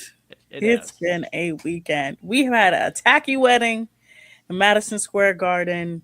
Europeans that don't want to use AC, and because they don't want to use AC, they're dying. Love Island discourse has hit straight people. Well, there's so much happening. But welcome to the Daily Spiral, everyone, where we spiral out every single day. Hell, even my favorite reading site went down. I'm sick of you guys getting stuff taken down. Okay? Let me do what I need to do and get my EPUBs in peace. Okay? Not all of us can afford to buy $20 books, okay? Yeah, it's been a weekend on them. I can understand, you know what? We'll get into Love Island in a minute. I hate that I'm getting closer to being right. You're not going to be right. You're not going to tough. be right. I will personally make sure that you're not right. I'm going to just let you know that right now. It's been tough. I understand. And as we get closer to the finale, I know this KC stuff and TT, the power duo, I know it's been getting to you. But, I mean, hopefully you had a good weekend. Hopefully you got to see some fireworks, you know, some other good stuff. I mean, I tried to relax as much as I could. I was on LeBron watch. You know, LeBron didn't sign. He hasn't done it yet. God, you know, so that was him too. Yeah, that was the weekend. That was the weekend pretty much. So, but yeah, Love Island. You know, like I said, I have not been as caught up as I'd like to be. I did get to watch a lot of tonight's, the latest episode. But I just even We're without not gonna being do as this KC and TT shit. I try to find the right words to say it. As much as I'm not an avid expert of Love Island, I just hate when I'm right. And I knew when KC came back to the villa with TT, it was over. It was blouses. Because you know why, Autumn? America loves two things: toxicity and they love real. And those are what KC and TT are. They are real and they are toxic. And that's what's going to win this show. I mean, it's just what I hate to be right. I hate it. Look, I'm going to tell you right now. I will vote on every single device that I have to make sure that I will vote on my watch. I will vote on my computer. I will vote on my phone. I will vote on my iPad. I will go get my mom's phone before I let that shit happen. But let's there's like I said, Eli, so much happened. Well, number one, this weekend, I mainly slept, cleaned my depression room. Yep. And then got ate in Duolingo. That's literally all I did this weekend. Okay, that's cool though. I mean, yeah, because I decided to learn Korean. That's cool though. That's cool. Like I was just talking, not Korean, but I was talking like, you know, I want to brush up on Spanish. And I was just talking to one of my bros over the weekend. He's like, I could teach you. It's just gonna take a minute. And I was like, I'm patient. I can learn. And you know, we started working on it. I know how to say hello and ask how they are, and then that's it. That's about as far as I got. Eli, that's just the most simple phrases in Spanish. Autumn, you got to start somewhere. Oh, God. You got to start somewhere. And I'm willing to learn. I know how to, you know, get to at least the basic conversation. And yeah, let's just get into it. That was let's get into America's tackiest wedding. America's tackiest wedding occurred this Friday in New York City. A woman from Pennsylvania and a man from Cleveland, Ohio got married in New York at Madison Square Garden. Yeah. Not only did they get married in Madison Square Garden, it was apparently a fake castle in Madison Square Garden. over 1,000 people. It was it was officiated by Adam Sandler. Crazy. Monogrammed handkerchiefs with her lyrics were on them. All the pictures, because there was a display, were paparazzi photos that have been taken of them. And then she literally, I'm not joking, was letting her supporters eat cake outside of her wedding. Yeah. Eli, is this the tackiest wedding you've ever heard of? Because to me, it's the tackiest wedding I've ever heard of. Yeah, I mean, first off, it's sad for New York because this is like the fourth time in a month they've had their entire blocks near Madison Square Garden blocked off. They had it twice, I believe, if not 3 times for the Knicks games, and now they have it for this wedding. I believe there was one other time, I cannot think of what it was, but they had one other time where they had blocked it off as well. So I mean, this is just kind of crazy in itself, and just to see who was there at the wedding, Mike Vrabel and his wife. And I'm like, that doesn't make any sense. I don't even. I don't know if you saw the video of them getting into the car. He opened the door for and you're like, oh, he's gonna be such a gentleman. He's gonna open up the door for his wife, and then he just jumped in, got in the car, and she had to pull up her dress. It was bad. So he was there. There's other people that are mad they weren't there. Will Compton, who said him and Travis Kelce are buds, and yeah, I guess you can't all make it when it's 1,000 people, but just. I don't know. It's like we were talking about it yesterday on Main Event, and this isn't a shot. And again, this is back-to-back days. I'm saying something about the Swifties, so I'm probably going to get at one point yelled at. But I don't care. Say something. But I just feel like it's like she's cool. Like I like Taylor Swift. I like old school Taylor Swift. Like her country stuff was really, really good. But then it just became super, super commercialized, where it's like I don't know. I don't know where she gets this Michael Jackson aura. Like. This larger than life. I think she's very talented, but I don't think she should be getting her own wedding at Madison Square Garden. I don't know. Maybe I'm tripping. You're not tripping. You're not tripping. This girl has no aura, okay? I'm going to tell you. Oh, no. I was too a Taylor Swift fan in high school. And you want to know what happened? You want to know what happened? I became an adult and my frontal lobe developed, and I was like, oh, wait, she kind of sucks. I'm like... No, not music-wise. Well, music-wise a little bit. I'm not really into her stuff. Like, once she kind of became pop-up, like, it just sounds generic.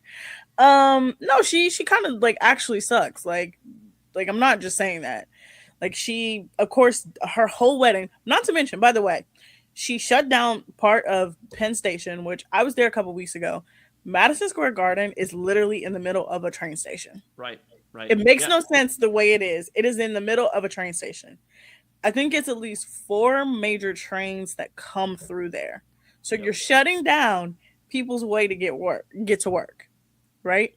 Yep. Then you're using a hell of a lot of electricity, and the mayor is telling people, turn your ACs off because it's too hot and it's overpowering the grids. Yeah. And she's using it for her wedding. Yeah, but Travis Kelce's from Ohio. We should be a little happy, My thing is, okay, this is the thing. I don't even have a problem with it being in an arena, okay? Right. It's the excuses. It's we wanted it to be private. You could have come to Cleveland. Nobody in Cleveland would have said anything. Hell, you would have had the most private, big-ass wedding you would have wanted to. True. How many private weddings have been, like, people get married here all the time.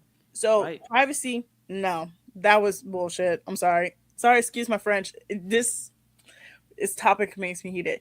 It was the showmanship of it. It was the people that was there. She had some of the worst people you could have there at this wedding, and then it was just thing after thing after thing. She shut down multiple things, and then the Empire State Building. Did you see what the Empire State Building did?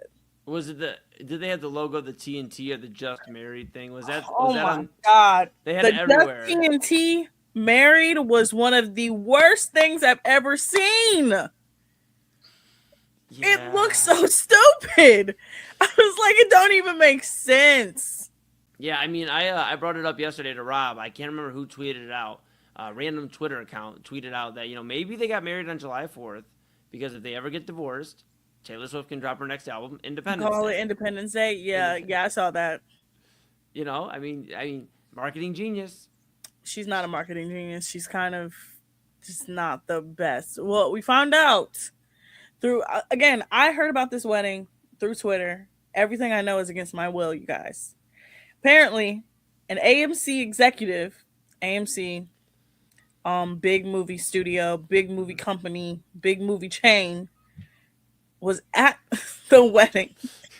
Like, so you're filming your wedding for a documentary? And that's why you're having it in Madison Square Garden. It made no sense. It made no sense. It was so tacky. Yeah, it was bad. I mean, I'm happy for Travis Kelce if this is what he wants, and you know what, good for him. But I don't get the craze over Taylor Swift. I don't get like why we have to shut down almost the central part of New York City for this. And like you said, the people that were there, good for Adam Sandler. At least he's rocking and rolling. Adam Sandler's Jewish. That's the other thing. He's Jewish. Neither of them are Jewish. What are we doing? It was a big celebrity affair, and that's really what the world's becoming to, anymore. It's celebrities and all that jazz. Not to go on some rant or anything, but that's just what it is. It was literally the personification of let them eat cake. Like, if you know the phrase "let them eat cake," it's the whole thing with Marie Antoinette. That she never even said "let them eat cake" though, but everything has been like misconstrued to where it is literally personification of I'm in my castle eating cake and everybody else is poor and eating scraps, and that's literally what happened. Everybody in New York is hot and suffering, and it was hot this weekend, and she's over here having a wedding in Madison Square Garden, shutting down. Also, again, like Madison Square Garden. I know it's the Mecca. It's not even the best one out there. I mean, again, neither of them have any connection to New York. He's not a Knicks fan. She's not a Knicks fan.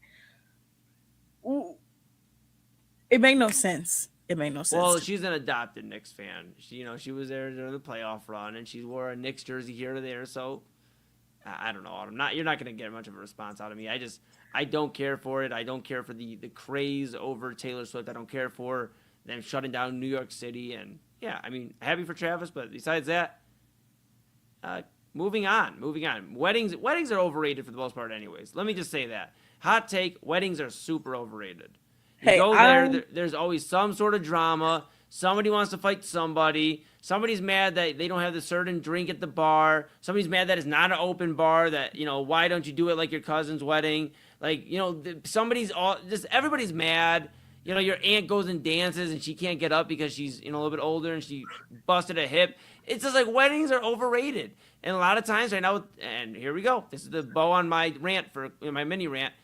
A lot of times divorce is at an all-time high, I'd say, or at least near the all-time high. So you're going to these weddings, you're giving them gifts for a 3-4 month excursion. So yeah, I mean, marriages are overrated anyways. Look, I am not a cynic when it comes to weddings. I actually do enjoy weddings. I think weddings, if done correctly, are beautiful. I think they are amazing.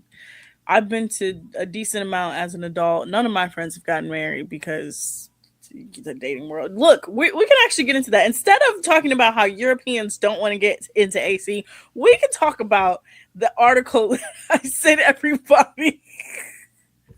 Yeah. We can get into that. But no, honestly, I like weddings. I just think that you could have some decorum. I think you can have some class. I think you can have some coof about it. I've been to a classy wedding. Like, I've been to a decent amount of weddings over the last couple of years. My brother got married. His best friend got married. One of their other best friends is going to get married soon. We'll probably go to that wedding. So you can do it in a proper way. I just think their wedding was just trash.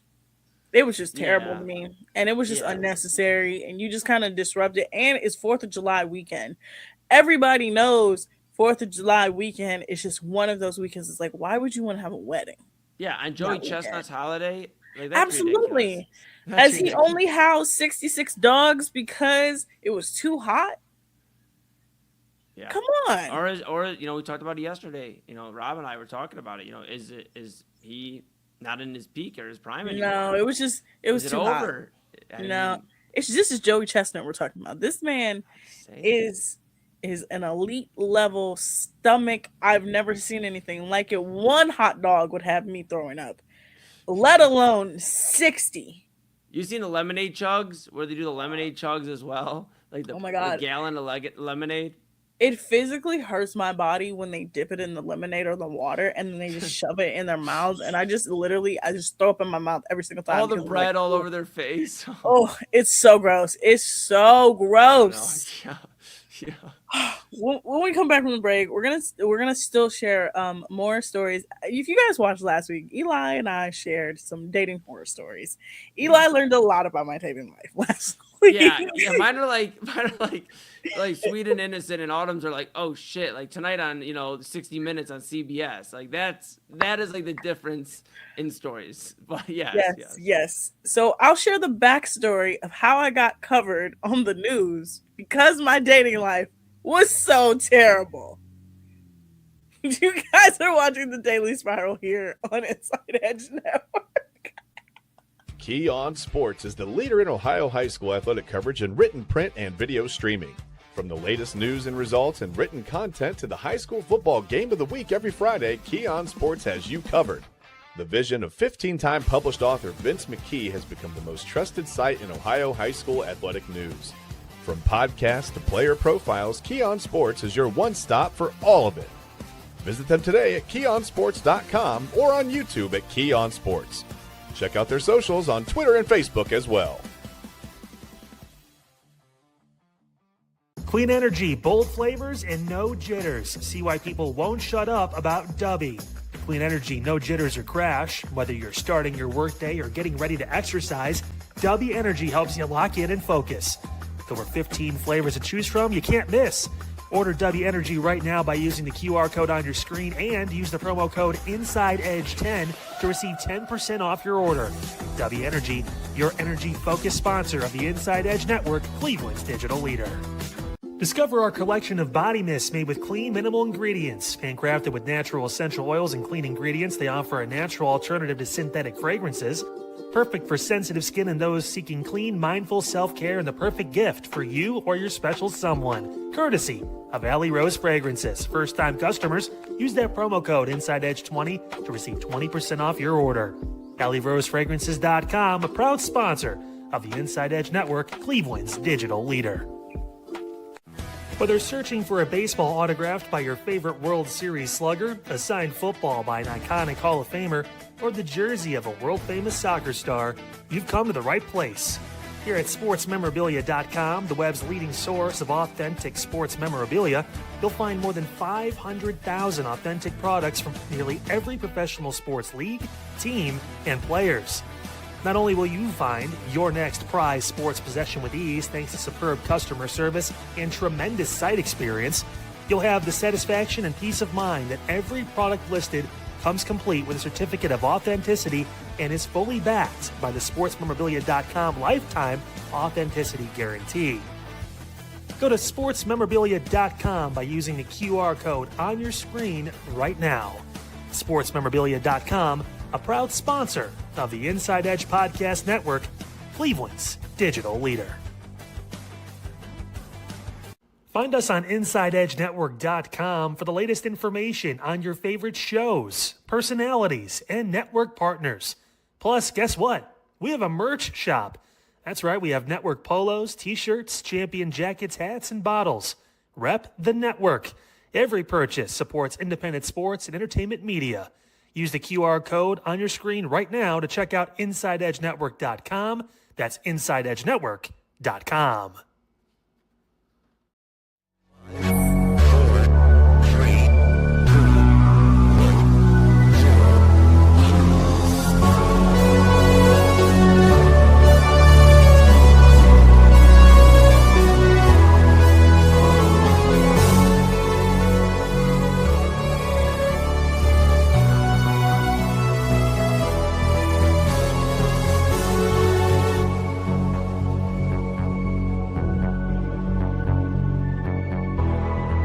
Alright guys, welcome back to the Daily Spiral.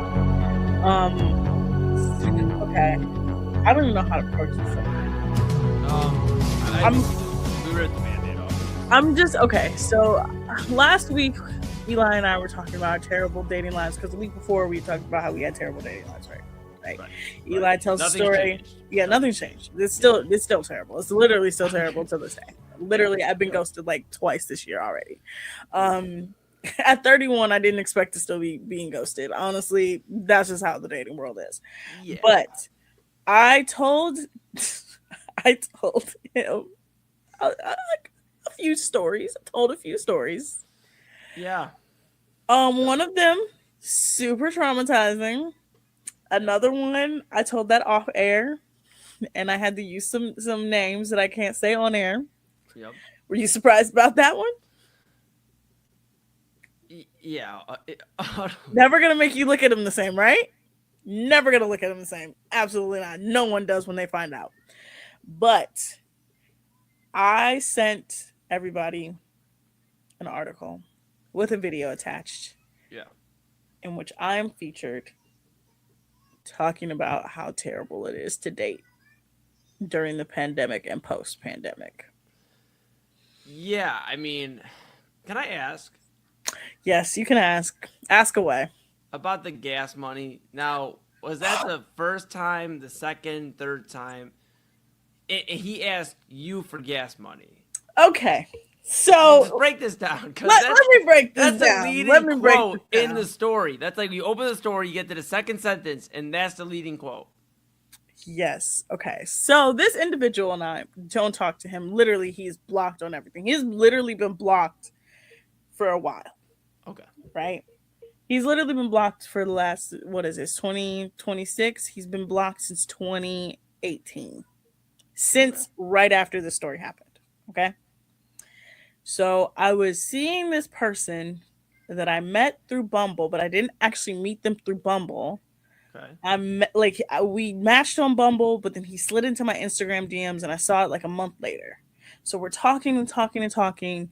We hang out a couple times. Okay. And ironically enough, this last time that we hung out, I was going to the Ohio Media School to show you how long ago this was, right? Okay. And I actually that night had I was supposed to do the Lake County Captains. I was supposed to do it, but I ended up not doing it, right? Yep. So he comes over my house. He hangs out. Before he comes over, okay, so I also have to mention this. I have to mention this part. This is the most important part of the story, Eli. Remember this part. Okay. Remember this. Listen to this. Everybody listen to this part. Yeah. All ears. Come on. This person was in a throuple. Come on. This person was in a throuple. It is not only was he dating two girls. Those two girls were dating each other as well.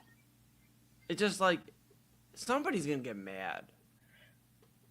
I don't know if they're still together. I used to keep tabs on the girls because I didn't know if they were. I don't know. I just again, he was dating them too.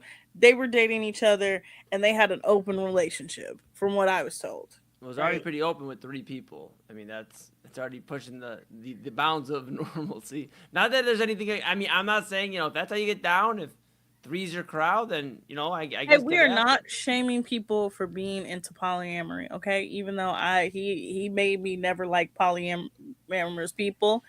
I'm sorry. He literally, this person ruined any. If you tell me you're poly, red flag instantly. This is what this person did. So again, go into this. He has 2 girlfriends, right? I only find this information out very briefly before. Okay. Now, mind you, I've also hung out with him twice before. The first time I hung out with him, he complained the entire time. About what? So we went to the zoo with my friends. It was one of my friends' birthday. She had never been to the zoo. She's not from here. She's from Toledo. Okay. We went to the zoo. He complained the whole time. He was like, my foot's broken. All these different things. He just bitched. Broken. He just bitched the whole time. Okay, we were there. He also weird. He was very weird. He was a very weird person. Then we hung out after. He tried to stay at my house, and it was just not cool. And he got mad at me and said that I was not honest and upfront about my living situation. Now, mind you, he lived with his grandmother. Yeah, come on, man. Right. And not oh no. Okay, so it gets worse. Second time we hung out, he made me cry. He made me cry. I won't explain why he made me cry. Just know he made me cry. It was really traumatizing. I couldn't watch the show New Girl for a very long time. Just I'm gonna just say No, that. not Okay? New Girl. Come on. Ruined New Girl for me for a very long time. I couldn't watch that show. Okay. Because every time I would think about this experience, right? Okay. This third time that we hung out, he tells me, "Oh yeah, I have to go to this graduation for one of my girlfriends." I'm like, "Whatever, dude. You can come over and hang out. Well, if you want to." Like I was in a state of like, whatever. I was just kind of whatever, right? Right. He comes over my house. Before this, he tells me he has 2 jobs. He was working at a gym and he was driving for Lyft. Okay. So I'm thinking in my head, so you're making a decent amount of money and he had a shitty car. So it's not even like, right? So we hang out. He gets mad at me because I was on my phone. I was actually talking to Double A on my phone as this is happening. So this makes it even funnier. Because he was trying to I think I had missed captains that night and I told him earlier in the day and I texted him hey, I'm not coming. But the guy kept getting mad at me. So he was like, you know what, fine. I want to hang out with you in the morning. I was like, great, cool. He was like, wow. So what about that gas money though? Now, mind you, he had told me in a text message he wanted gas money to come over my house to hang out. And I'm thinking it's a joke. Because again, you've told me you have 2 jobs. He was dead serious, Eli. That's a no-go. He was like, so what about that gas money though? I'm like, oh, you were serious about that? I was literally going to send him money through Cash App or Apple Pay. He got mad at me when I suggested Apple Pay. He said, I don't have Apple Pay. I said, well, I can show you how to set it up on your phone. He was like, no, I don't want to do that. I'm like, okay. So I was also working at a pizza restaurant. I took my $12 tips and I gave it to him to get him out of my home. Wow. Right? And he looked at me and he said, $12? That's all you have for me? $12? What? And he stormed out of my house. Where did he live? Sandusky or something? He lived in Lakewood. His grandmother lived in Lakewood. Come on. Gas wasn't even $5 back then, so that's This is 2018, y'all. This is 2018. 2018. Gas was $2. Yeah, I mean, you basically give him 6 gallons of gas. Come on. And he had a shitty Honda Civic. I can't say what version because if he ever listens to this, he would know it's about him, even though I don't care. He is a terrible person because I'm going to tell you what else he did. Because the gas money part, okay, so they also cut that off. I told a whole story, okay? I was telling this story. They cut the second part off. Which is all right, we're good. Which is the explanation of what happened after, because what happened after was even crazier. So he storms out of my house and he said, see, this is why I'll hang out with you. Every single time is something. Now, mind you, he complained the first time at the zoo and then got mad that he couldn't stay at my house. The second time he made me cry. This time he asked me for gas money and it was my fault. Oh no. It gets better. I hope, because it hasn't been good. No, as in it gets better, as in the story gets funnier. Okay. Okay. Oh no. It doesn't get better for me at this point, but the story gets funnier. So, all right. Monday rolls around. I don't hear from him. I'm like, oh my God, thank you so much. I never have to hear from this man again. The moment he walked out of my house, Eli was like, oh my God, great. I don't ever have to see you again. You're terrible. Right. You're awful. He texts me Tuesday. Now, I know that this is a Tuesday, and it's also, you're going to laugh, it's July 1st.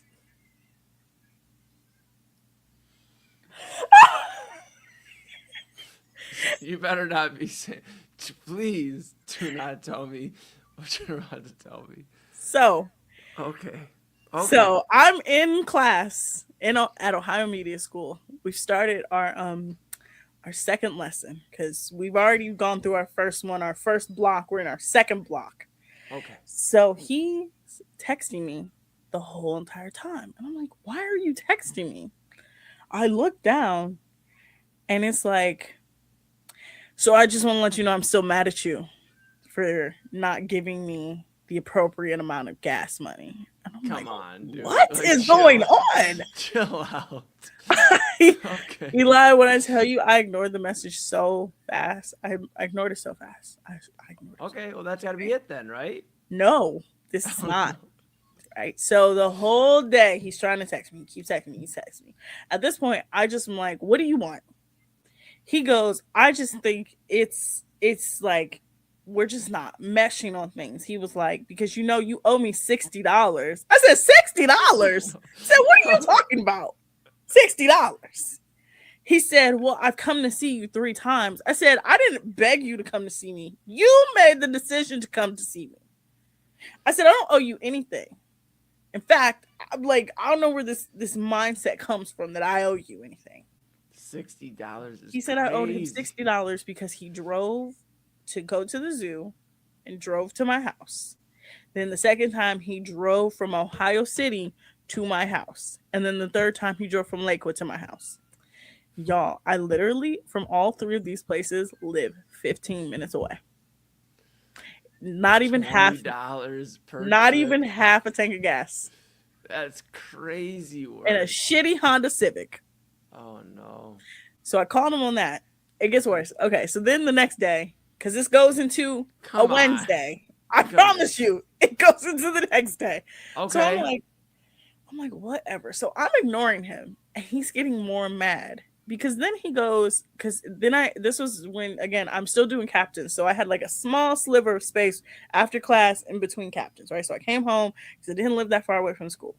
So he goes, I just think you should have checked up on me and you should have told me that you were busy all day. Huh?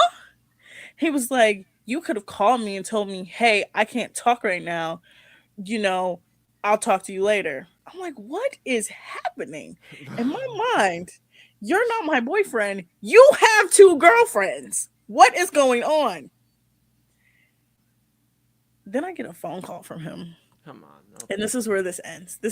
I promise y'all, this is where this ends. This is where I officially go, oh, I have to block you. So he's like, I just want to let you know, you're a bullshitter. Oh. You live in your own little world where nothing ever happens. And he just keeps going on and on and all these things that he hates about me. He don't like me. Okay. At this point. I promise you, Eli, I just go, okay, so if I'm all these different things, I said, then why are you like me? He goes, don't answer my question with a question. You're not Jesus.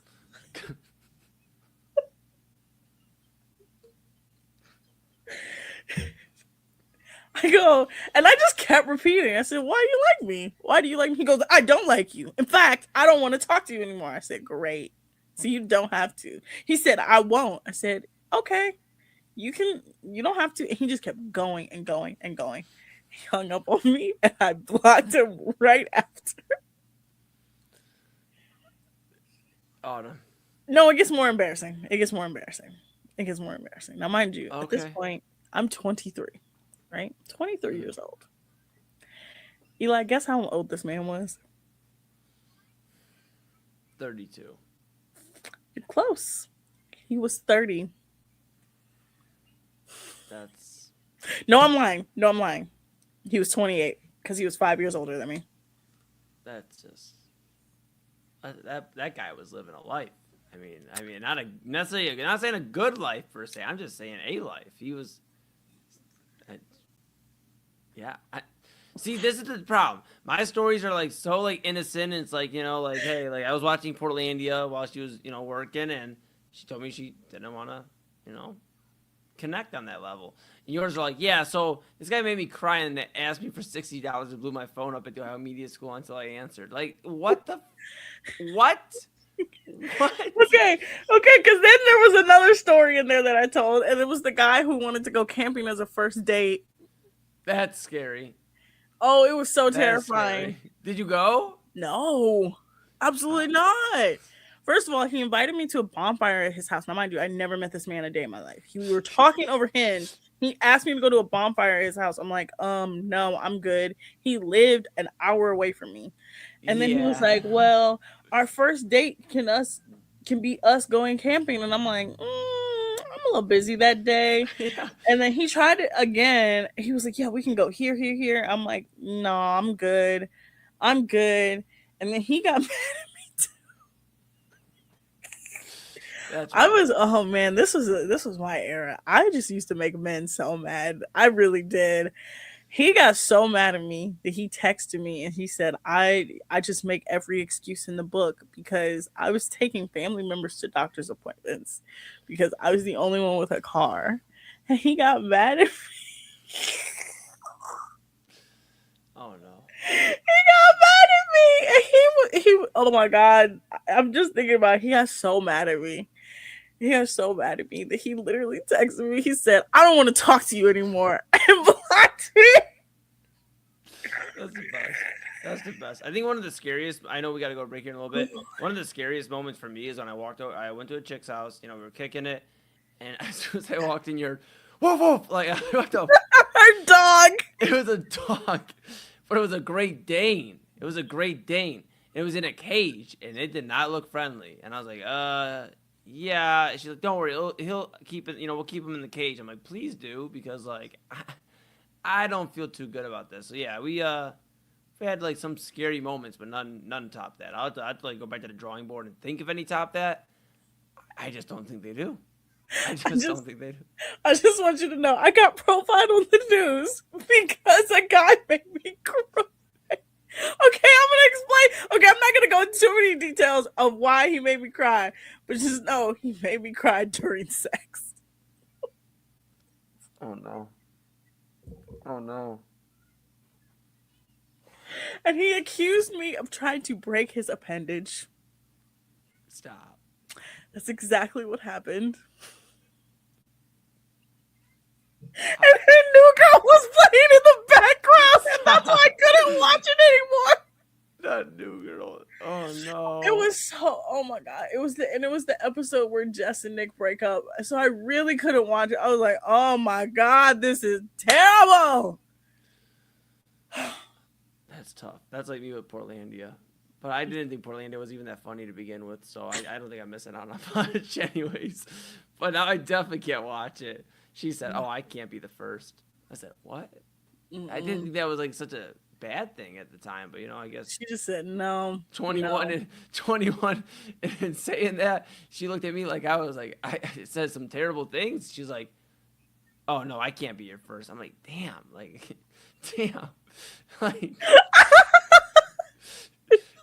for real? Like I just said, you did this whole call center thing. And then she just was like, can't do it. She's like, you're 21 and yeah, like I'm a pure soul. Like, I'm a late bloomer, I suppose. And just hilarity. Yeah. When we come back from the break, we'll talk about Love Island. 4 episodes have aired since we were last on. I'm gonna hit on some major key points. We're going to predict what happens because this is the last week of Love Island, Eli. No more Love Island after Sunday. I think AA and I are doing a special watch along on Sunday for the finale. But when we come back, we'll talk about it. But you guys are watching The Spiral here on the Daily Spiral.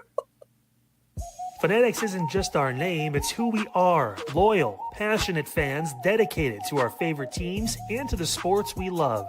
That's why we're honored to be able to offer fans the world's largest collection of official sports apparel and sports jerseys from all leagues, teams, and players you love. We feature a wide selection of gear from every league, including the NFL, MLB, NBA, NHL, and NCAA merchandise, which allows us to serve fans of football, baseball, hockey, basketball, lacrosse, soccer, golf, and, well, everything else that gets your heart pumping. Go to fanatics.com by using the QR code on your screen right now to celebrate your teams. That's fanatics.com, a proud sponsor of the Inside Edge Network, Cleveland's digital leader.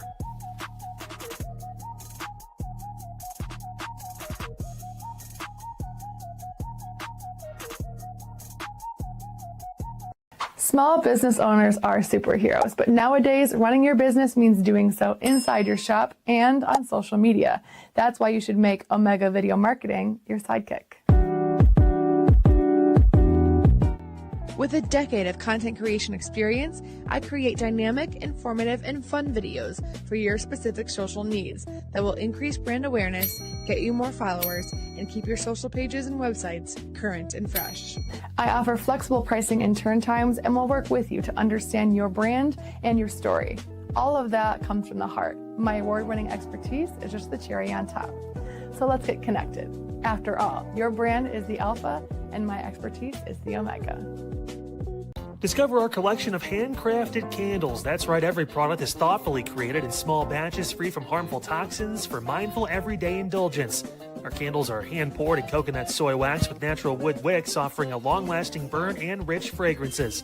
Create a cozy, safe ambiance for your home with candles from Alley Rose Fragrances. First-time customers use the promo code InsideEdge20 to receive 20% off your order. AlleyRoseFragrances.com, proud sponsor of the Inside Edge Podcast Network. Moser Moments Photography is a husband and wife wedding photography team based in Cleveland, owned and operated by InsideEdge Network's very own Ryan Moser and his wife Hallie. For the past 10 years, they've captured more than 100 weddings across Northeast Ohio and beyond, always working together as a true two-person team.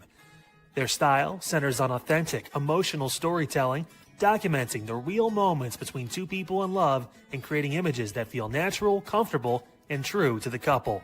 Rooted in Northern Ohio but inspired by their travels, Ryan and Hallie bring a warm, personal approach to every wedding day. Their work blends experience, consistency, and a genuine passion for helping couples relive their best day through timeless photography. Learn more at MoserMomentsPhotography.com by using the QR code on your screen right now. MoserMomentsPhotography.com, a proud sponsor of the Inside Edge Network, Cleveland's digital leader.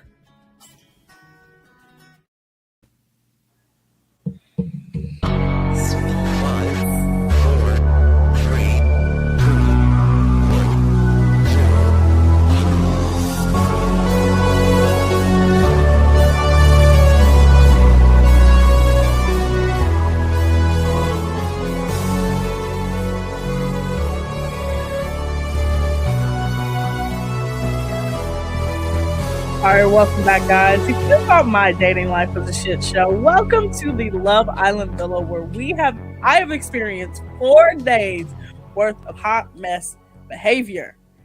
Yeah. We have had 7 people dumped from the island. So let's say goodbye to Caleb, Yeah. Jen, Yeah.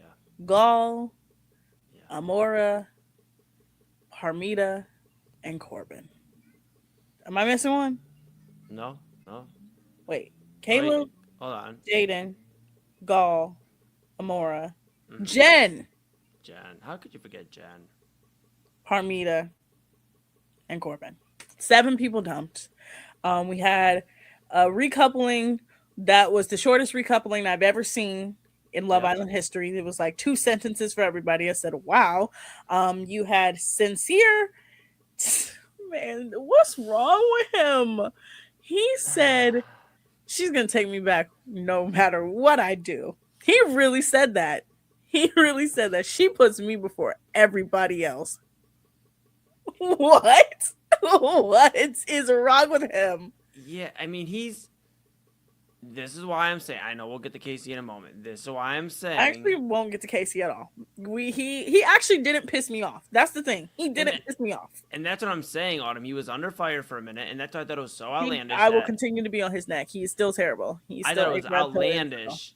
Absolutely outlandish that he was the only one catching all the heat. I'm telling you, that's why Corbin went home.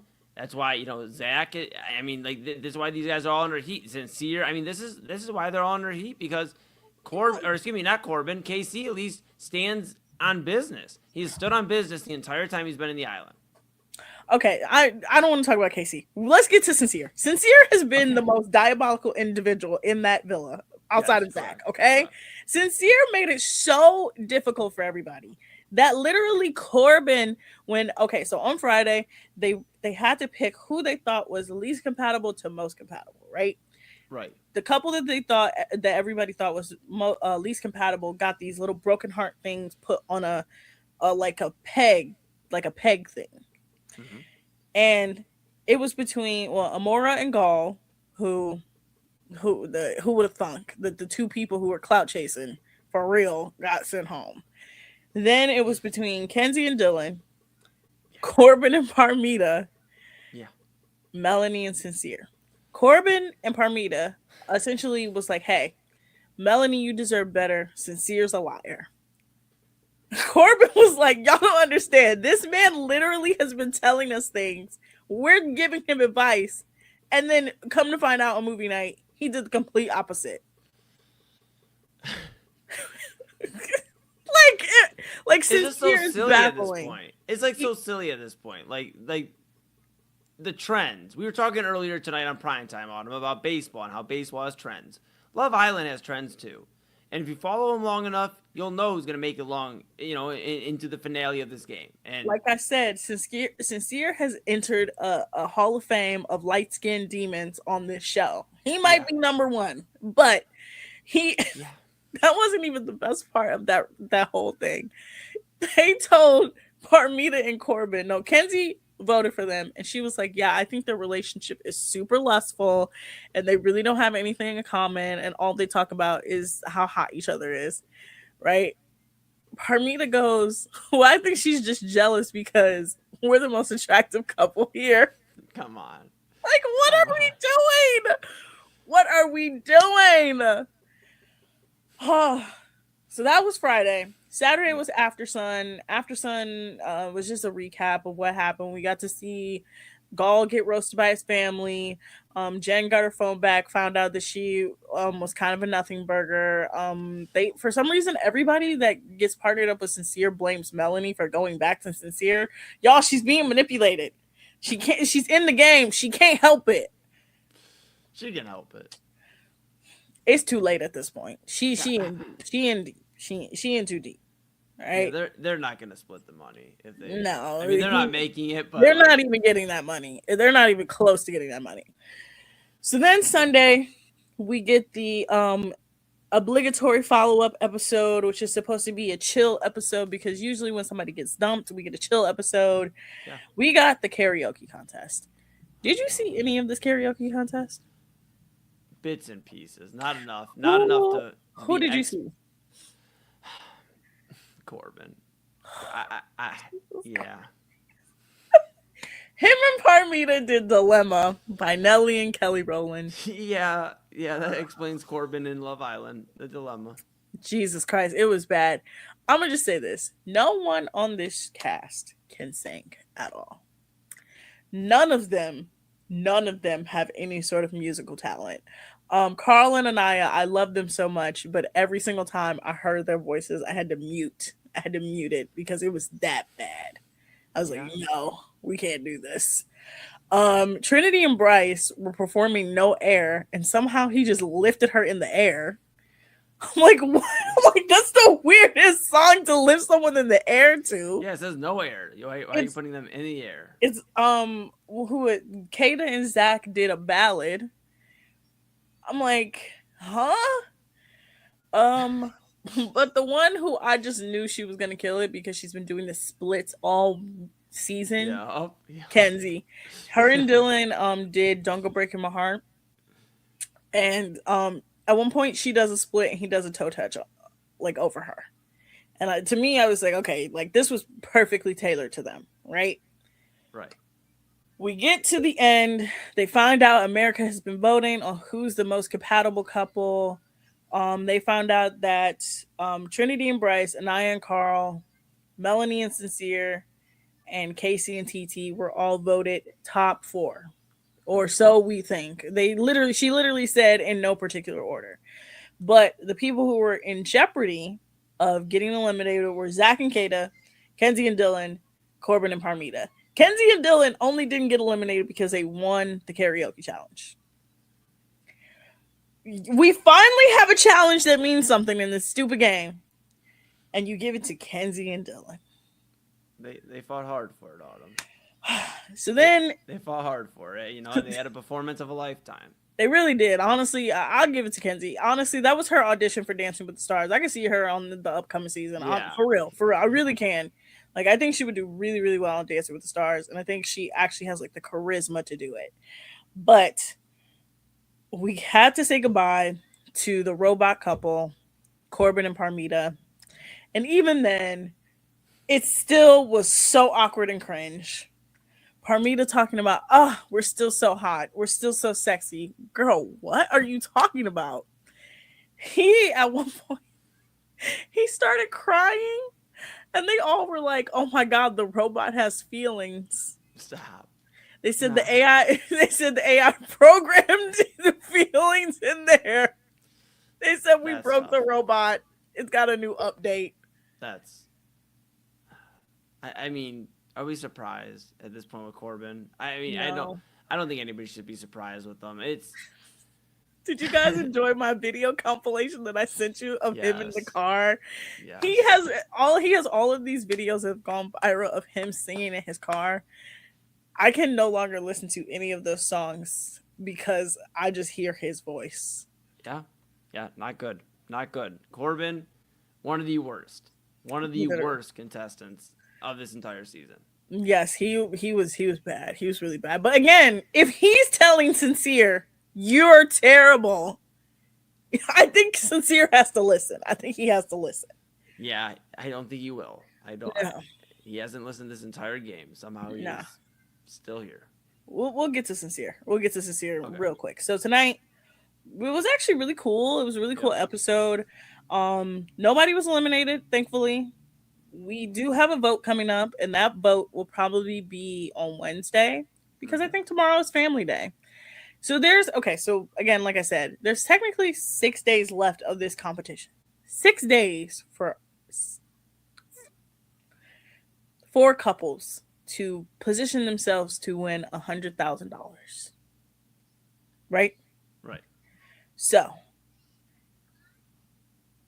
this is what could happen. Number 1, family day is either tomorrow or Wednesday. That's number 1. One of them. They're also probably going to do the baby challenge where they get these fake babies that cry and they have to simulate parenthood. And it's usually funny because somebody's clearly better at it than the other person. And then like you really see that like none of these people should be parents. Then we'll have family dinner. Family dinner will be on Friday. So family dinner will be on Friday, and that will be the moment we find out who is going to be in the finale. And then Sunday, of course, will be the finale. Copy. I don't even want to say this. Who do you think? I'm not even going to say who do you think is going to be in the finale. Who do you think is going to last outside of the villa? Casey and TT. No. I'm telling you. He literally did the Eli on Sunday. She was like, I really like coffee. Do you like coffee? He looked at her and said, gone.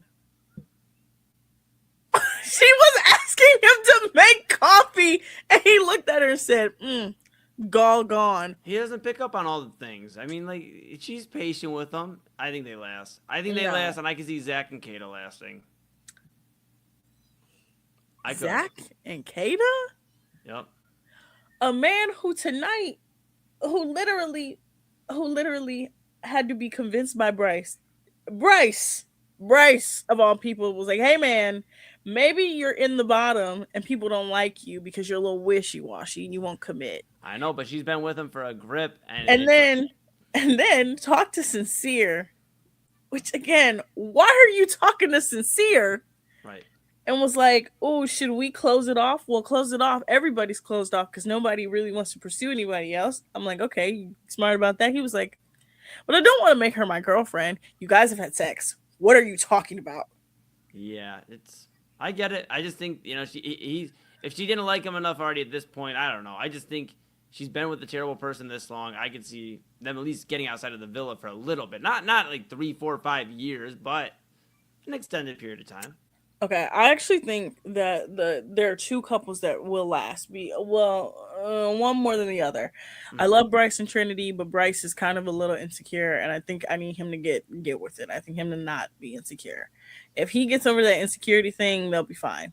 But I think Carlin and I have a really, really good chance. He is obsessed with her. He is obsessed with her. We'll see. He We'll is see. obsessed with her. And again, and I want y'all to understand this. Everybody that gets coupled up says one thing. Oh my God, we're in a couple. We're in a couple. If you notice it, go back and watch this. He's not saying that. He's saying we're a couple. Even today, they were kissing and he weirdly was like, yeah, I think I love it. And I'm like, did you mean love her? Did you mean love her? I love it. I think you mean love her. Oh no. But Eli, Yes. we are coming to a close. We are. Tomorrow, I'm I'm down. going to share more of my dating horror stories because this is really fun for me. You're going to learn so much. I can't. Okay? I I can't tell one of the stories. Again, Eli knows this story, but I can't tell one of the stories. You cannot tell one of I them. cannot tell that story, even though it is a legendary story, Eli. Everybody who knows the story, oh, it's so funny. It is Some funny. legends just stay to the streets. That's all. No, but I'll explain. I'm trying to explain. You want me to explain the time I found out I was being used as a side chick for a guy who was working in a factory, or do you want me to talk about the time I found out the guy I was seeing was getting married, or attempt to seeing was getting married, or you want to find out the time that I found out that the guy who kept pursuing me for the last 6 years was married? Damn. You surprised me. I'll surprise you. I don't. None of my stories match up to that. Mine's hey, he was such a nice gentleman, and then I had to let him down softly by ghosting him. No, mine's are all men psychologically torturing me. Oh, I could talk about the time I almost dated 2 friends and didn't realize it until I stalked them online. I could talk about that. Autumn, I'm sure you got a lot. Why don't you tell us your good spiral and your bad spiral? Oh, my good spiral. Honestly, my good spiral is being proud of Team USA, even though they didn't win today. That's still a good spiral. They still got further than what I expected them to get further. I did not expect them to get to the round of 16. Right. They almost got there, Eli. Yeah. I think this is one of the closest times they've gotten since they got to 3rd place in 1930, which is crazy. Yeah. So that'd be my good spiral. Oh, no, you didn't know what? No. Good spiral is Naomi Osaka and Coco Gauff winning to go to quarterfinals this weekend. Absolutely. At Wimbledon. One of them beating Ariana Sabalenka. I do not like that lady. I hope she loses every time. Bad spiral. Sincere from Love Island. Don't look up him or his family. Found out that his dad is exactly like him. Understood. Mm-hmm. Yeah, I'm gonna try to not spiral tonight. Don't spiral. Don't spiral tonight. Again, tomorrow, you guys. Eli and I will talk more about terrible dating lives, terrible dating stories. I think I'm keeping my audience entertained with this one. We'll also hit on some Love Island stuff, and maybe, just maybe, we'll know where LeBron James is going, and he can stop torturing everyone. Yeah, guys, I gotta go. I gotta go to sleep. I gotta go take care of my dog. You have been watching Eli and I here on the Daily Spiral. We will see you tomorrow, people. All right, Autumn is out of here. And ladies and gentlemen, this is where I clean up the studio. And I got to do a little sweeping. Give me a second here. All right. There's so many new buttons since I switched the studio. Look at the last time. Wow, this is nice. Look at the city of Cleveland. This is so nice. All right, we got to get going here. We have a special guest host of Midnight Run with Anthony Alford. Special guest host Kyle Cornell coming up here around the top of the hour after a few words from our partners. Stick around, everybody. Back after Key On Sports is the leader in Ohio high school athletic coverage in written, print, and video streaming.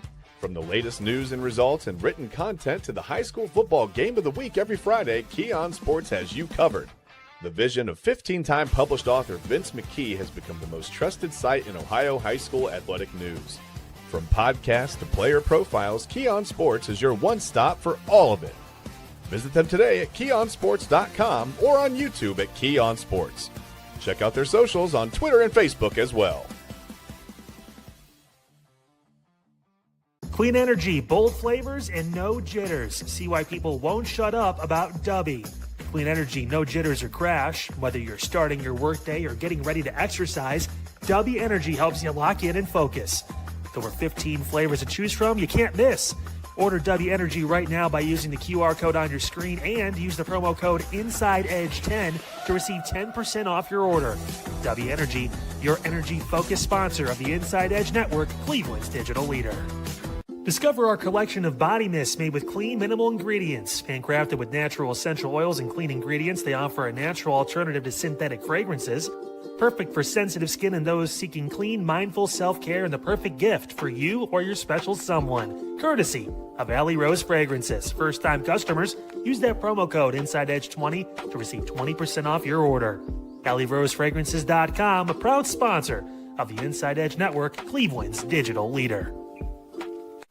Whether searching for a baseball autographed by your favorite World Series slugger, a signed football by an iconic Hall of Famer, or the jersey of a world-famous soccer star, you've come to the right place.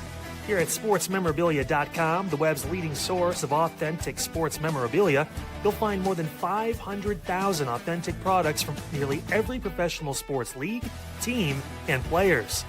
Not only will you find your next prized sports possession with ease thanks to superb customer service and tremendous site experience, you'll have the satisfaction and peace of mind that every product listed comes complete with a certificate of authenticity and is fully backed by the SportsMemorabilia.com lifetime authenticity guarantee. Go to SportsMemorabilia.com by using the QR code on your screen right now.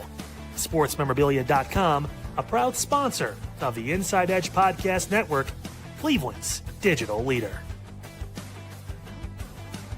Find us on InsideEdgeNetwork.com for the latest information on your favorite shows, personalities, and network partners.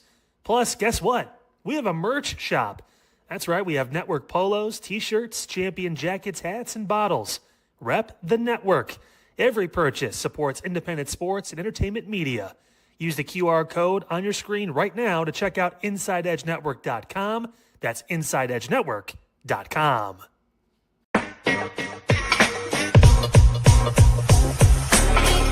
This is Midnight Run on the Inside Edge Network. Here's your host, Anthony.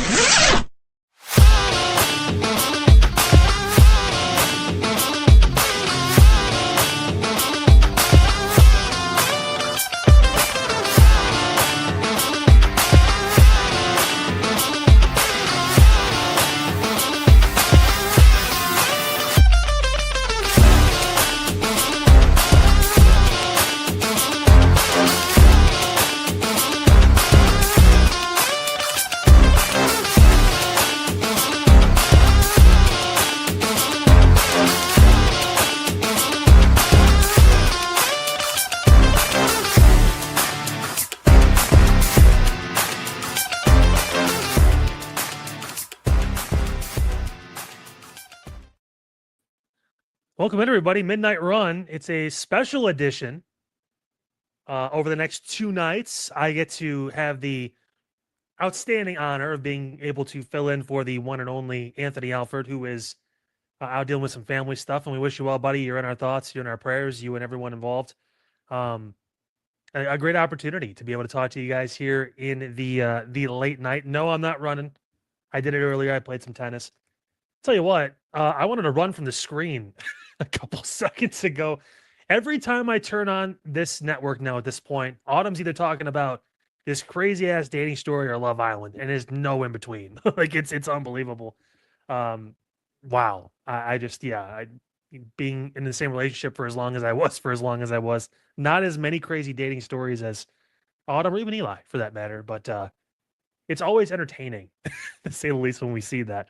Oh, we got a lot to get into today, guys, here on Midnight Run, and I appreciate you stopping by. Do not forget, as always, hey, like, subscribe, punch that notification bell at Inside Edge Net across all the different social media platforms. You guys have watched some great content tonight, hopefully delivering more of the same, and you can always check out when we're going to be live here on the air by just doing that, just subscribing, liking, following us on those handles there. Check out our website, too, InsideEdgeNetwork.com, a great one-stop shop to be able to get to know all the personalities with their profiles, get to know the full show rundowns, daily, weekly shows, and check out our merchandise store.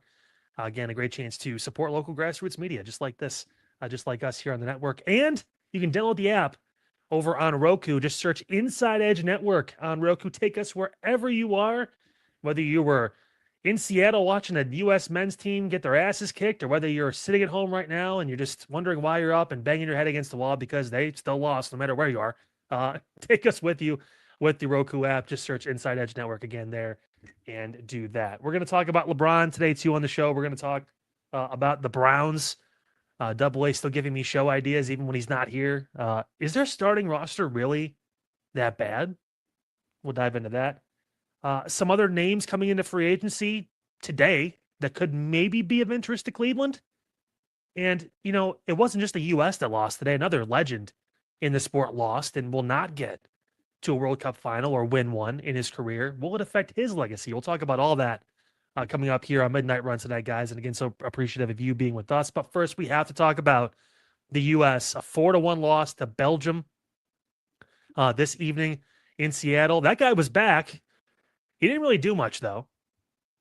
The big story going into FIFA, going into all this today in the soccer world, the football world, if you will, was obviously Mr. Balogun there, his availability for tonight's game. Malik Tillman scored the only goal for the U.S. It was actually back and forth early. Belgium had scored in the first 10 minutes of the game. The U.S. responded in the 31st minute. 2 minutes later, Belgium answers, and then some blunders by the U.S. defenseman and the goalkeeper, leading to a goal in the 57th minute, and then one more in stoppage time, so to speak, at the end of the game, just to rub in the wounds, the salt a little bit more for this team with USA. Autumn made a point. You guys may have heard this, where she's still proud of this team. She didn't think they were even going to make it to the round of 16. They got there this year. They've been able to make it to the round of 16 in this century quite a few times, and they've run into this roadblock when they start to play real, talented, and usually European teams. That's when they start to really go downhill. I guess my question for you at home is, what'd you think was going to happen? You think Christian Pulisic all of a sudden was going to become Neymar circa 2014 and just start playing lights out? You think that Mr. Balogun there, who's fresh off the red card but not suspended, he's getting the Cristiano Ronaldo treatment, thought he was going to turn into Leo Messi and just take over and score a couple goals and all be forgiven? I've noticed this in this space, in this world, because we're Americans. And let's be honest, this is not our top sport. Hell, this is even their top three. And that's being generous. I'd rival almost putting NASCAR ahead of soccer at this point in the U.S. And that's no diss to the MLS, but it is kind of. Like, it's just not that popular here. It really isn't. Basketball, American football, baseball still, hockey. I mean, hell, in tennis, you got some Americans, Autumn mentioned them too. Moving on, going in to the next round, the quarterfinals there. On the men's side, Taylor Fritz won today as well. So, I mean, like, you've got different representation deeper in tournaments and other places and other things. This has never been a priority for Team USA. It just has not been a team priority. It has not been a priority as a country to make this sport the sport, even though everywhere else it's the sport.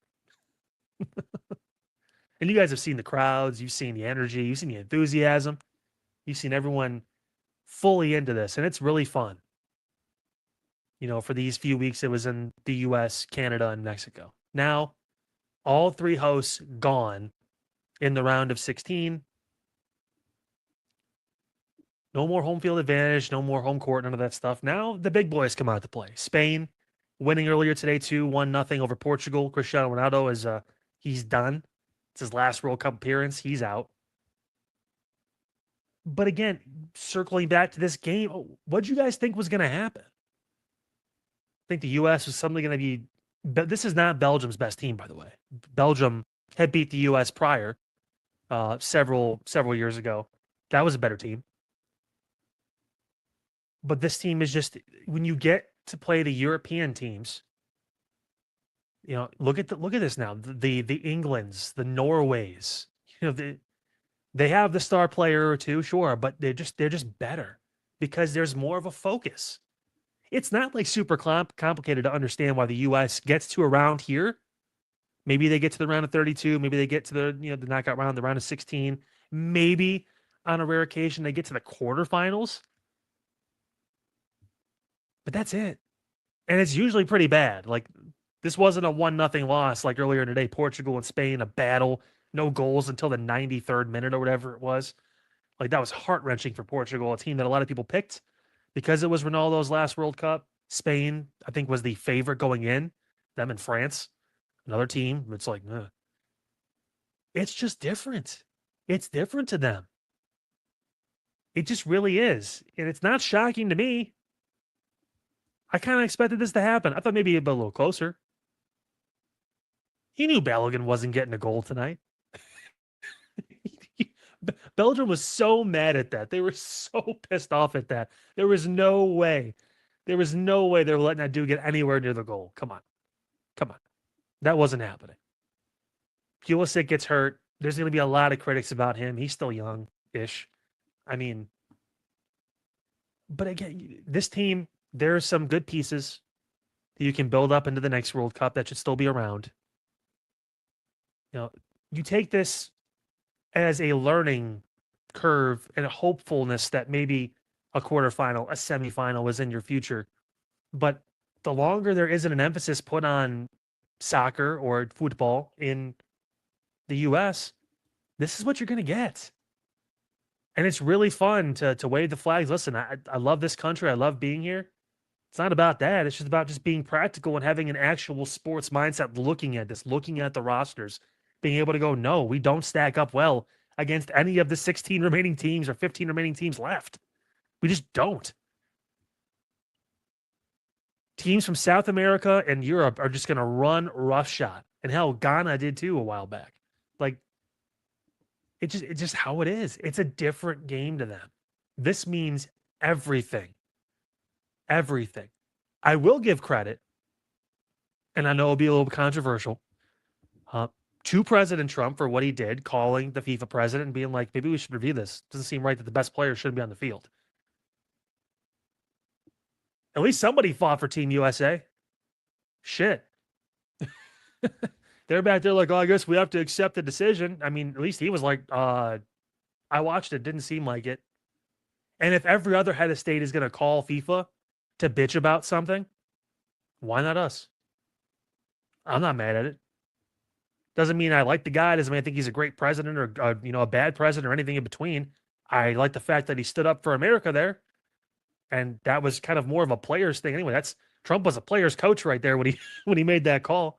Because this has been kind of a thing now over the past several months and over the past year or two here with it's the Ronaldo rule about, I think it was a friendly, international friendly. He got a red card. So technically Ronaldo was supposed to be suspended for the first game of the play here, or it was a qualifier or whatever it was.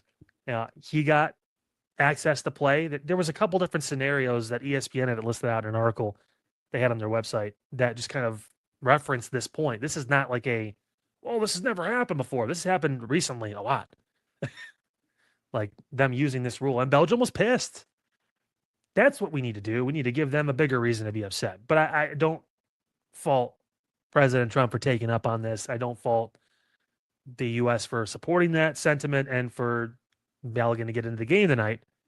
Problem is, if you're going to get that, and you're going to go through all that bullshit to get there, you have to do something with it. They didn't. They looked outmatched. It was bad. And it wasn't like, second half, they just got overwhelmed. No, it was pretty much from the beginning. They didn't look like they belonged on the field with Belgium. And again, I mentioned before, this is not the best version of Belgium that we've even seen face us. Like, what do you think is going to happen if they move on to the next round against Spain? Spain's going to just dog walk Jacob Fatou your ass up and down the street. That would have been ugly. That would have been like Germany in the first game. It was like 6-0 in that match they had. Oof. Yikes. Spain would be licking their chops at that. No, it's the roster doesn't add up. It just doesn't. There's not enough emphasis. And unless I'm missing some great new hope from the U.S. that's going to come through. I mean, Balogun's a good piece, but I don't think he's the second coming of Messi or anything in between. I think he had a good World Cup. But they're done. Pulisic, I think he's a good player.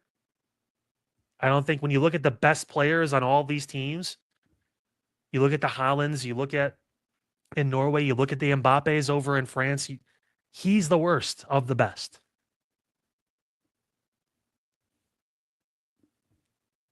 It's just what it is. Don't be upset. Don't be mad. Don't be like, oh, this is ridiculous. They didn't put up a... Understand. Getting to this point, being in the top 16 in the world for this sport that we don't give a fuck about, let's be honest. We don't care. Nobody cares here. They cared for a few weeks because they gave it to us. If this was in Qatar again, or if this was in, Sydney, Australia, or whatever it is, we'd still be like, oh, yeah, Team USA, cool. And then we'd be like, go about our day. It was here. So I understand we're living in the fever pitch of the moment of like, oh my God, this is ridiculous. And how could they not do this? And how could they? Because they're not that good. They're not that good. They're good. They're not that good. There are levels to this sport. Watch the Premier League. That's why there's like 3 different divisions. That's why people get regulated. There are literal levels to how good you can be. This team is like right on the fringe of the number 2 to number 1 level. It's close, but it's not quite there. Belgium is one of those teams that always just seems to be around. France always seems to be around. Brazil lost, but they always seem to be around. Spain always seems to be around because they take this serious. It's their sport. So no, I'm not mad. This is what I expected. And if you're angry at Team USA, or you're angry at this whole thing, I don't know why.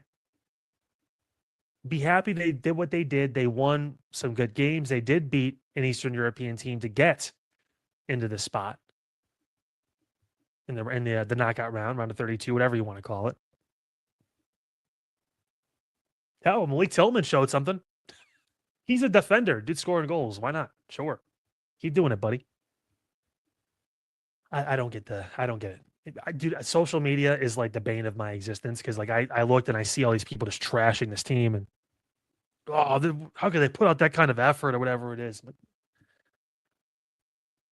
you expected them to come out and win 4-1 against a European team that's been here before, done the dance? Dude, come on. Be real. Like, be a fan. Cheer, of course, support. You can be upset they lost. That's fine. But, like, then to take shots and all that stuff, it's like, come on. This isn't, the Cavs losing to the Knicks when they have all that talent, right? This from this past season is like Indiana without Tyrese Halliburton taking on Boston in a regular season game. You kind of know what's going to happen. If we're being honest about it, you kind of know what's going to. Still some talented pieces. They still got Pascal Siakam. They still got a few pieces over there. Doesn't matter. Because Boston's just better. This didn't matter. Belgium's just better. They take it serious over there. I'd love to see what would happen if USA Soccer took this serious. No, we're going to really push. And MLS is doing a good job of getting some more international stars over, but really investing in homegrown talent and growing these kids and getting them really involved. Wouldn't it be really cool if, MLS was the number 1 spot for all the talent to consider? Not the Premier League, not the Bundesliga, not any of that stuff.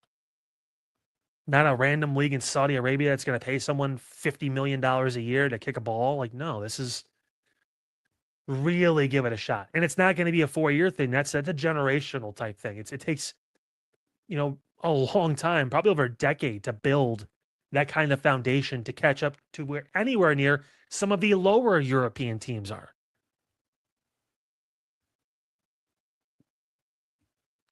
Could be wrong, but I mean, the proof's in the pudding, folks. Look at it. It's happening. And I need a Keurig to tell you that. Just a Sprite Zero. No green screen like in the Side Hustle Wrestling podcast. You can see what I'm drinking today. But again, 4-1 the final. Team USA falls to Belgium. Belgium moves on. Spain also won earlier today, ending Cristiano Ronaldo's tenure with Portugal football. So we're going to talk about him and his legacy later in the program. I do want to pivot, though, to LeBron right now because there's more and more coming out about this dude, about his decision. And now apparently we're down to 6. This is from Shams Charania over on ESPN. And of course, it actually doesn't tie into the whiteboard all the way, most of the way, but not all the way because the Warriors are still in there. But Warriors, Heat, Nuggets, 76ers, Timberwolves, and the Cavs. Apparently, there were reports that Minnesota was really going full court press to try and convince LeBron. Though many league sources have confirmed it feels like it's the Cavaliers' race to lose. Of course it is.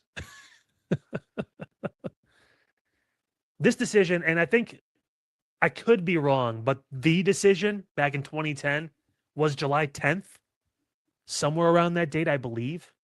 He took his time on that one, and then he took his talents out of here. I imagine we'll get into later in this week, maybe even into the weekend, and we may still not know what LeBron's going to do. The fact that Rich Paul comes out and says, no decision's imminent, we're taking our time. All the other big pieces have fell. The trades have happened. You know, you're not going to get another Giannis trade. Like, you're not getting, oh, Kevin Durant got you. You're not getting that. LeBron knows all eyes are on him, and this is where he thrives. This is where he loves to be. All eyes on me, baby. Tell me how great I am. Yeah, well, okay. You've got every team in the league telling you how great you are, and now you've narrowed it down to 6 teams that really want you, that have the pieces, that have the framework to win a championship and to have fun. Because, you know, making over $500 million in your career, being the all-time winning scorer, one of the greatest of all time, hasn't been fun enough. You want to have more fun. The choice is simple. It really is. Philly makes a compelling case, but again, 4 ball-dominant guards, people, and again, if you read in the bottom, it is day 7 now of LeBron watch, and I have a feeling that may get to double digits before we actually get an answer. That doesn't really work. I think he doesn't like James Harden as much as he would have liked Darius Garland. That would have been kind of obvious in general, just because I feel like he probably feels like he could have guided Garland more. You're not guiding James Harden. You're trying to hold James Harden accountable if you're LeBron, because you're probably the only player on the roster that could. Because we saw during the playoffs, nobody was telling James he was messing up. Nobody was telling James he was making mistakes. Nobody was telling James that you got to stop turning the ball over and stop holding the ball. No, Donovan Mitchell went off after game 4 about how great he was in the middle of the series and at the end of the series. Kenny Atkinson is calling him one of the best perimeter defenders we have, best isolation defenders we have. What? Listen, if you want some dude that can be sometimes out of shape to go out there and just poke the ball out, put his hands out, and either draw a foul or let someone go blow by, and maybe once in a while you do get a steal. I'm 5 years younger than James Harden. I'm an inch taller. My beard is nowhere near as magnificent, but I will be significantly cheaper. I will take the vet minimum. I will take below the vet minimum to do that. Like, come on, man. At the end of the day, though, it's Cleveland. It's got to be Cleveland. And that's not me saying that because I'm a Cavs fan. It's not me saying that because I have a tattoo on my forearm. It's not any reason why. It's because this fits. It truly does.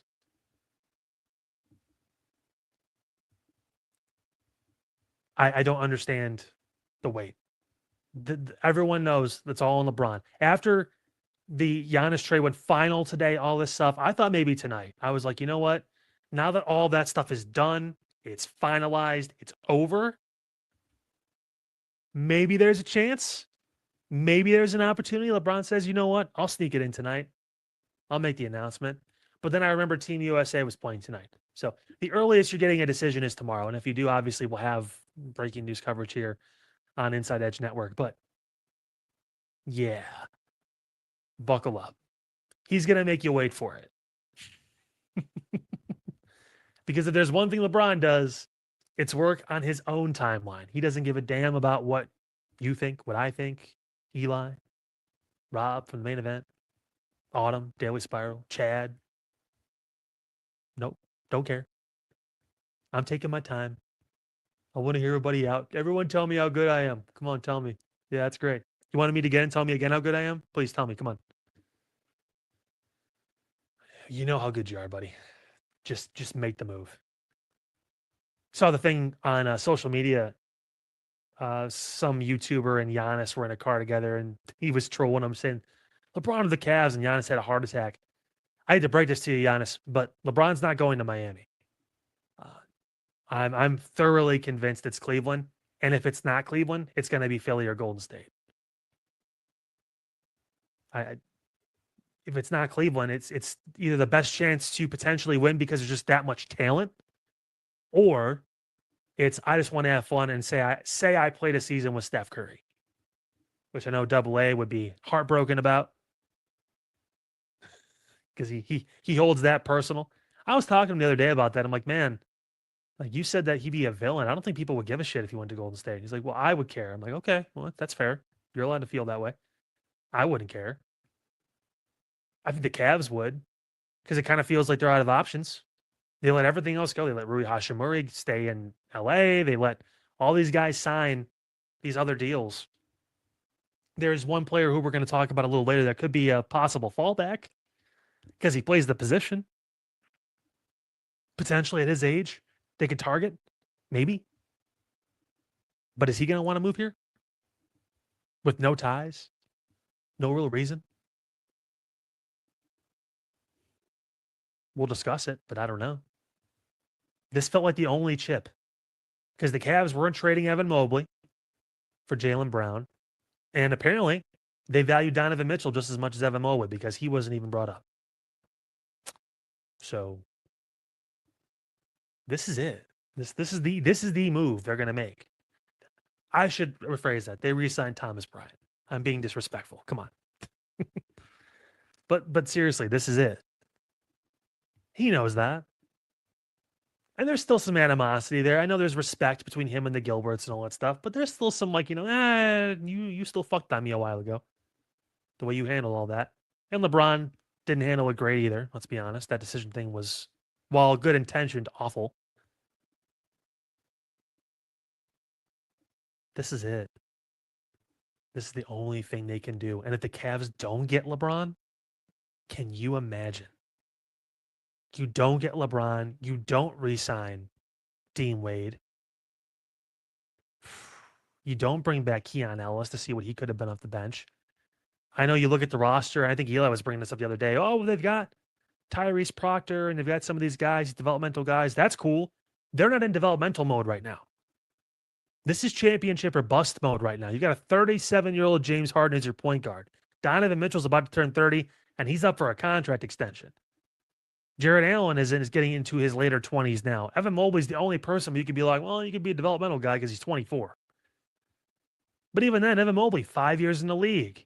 What are we getting? It's now or never for Cleveland.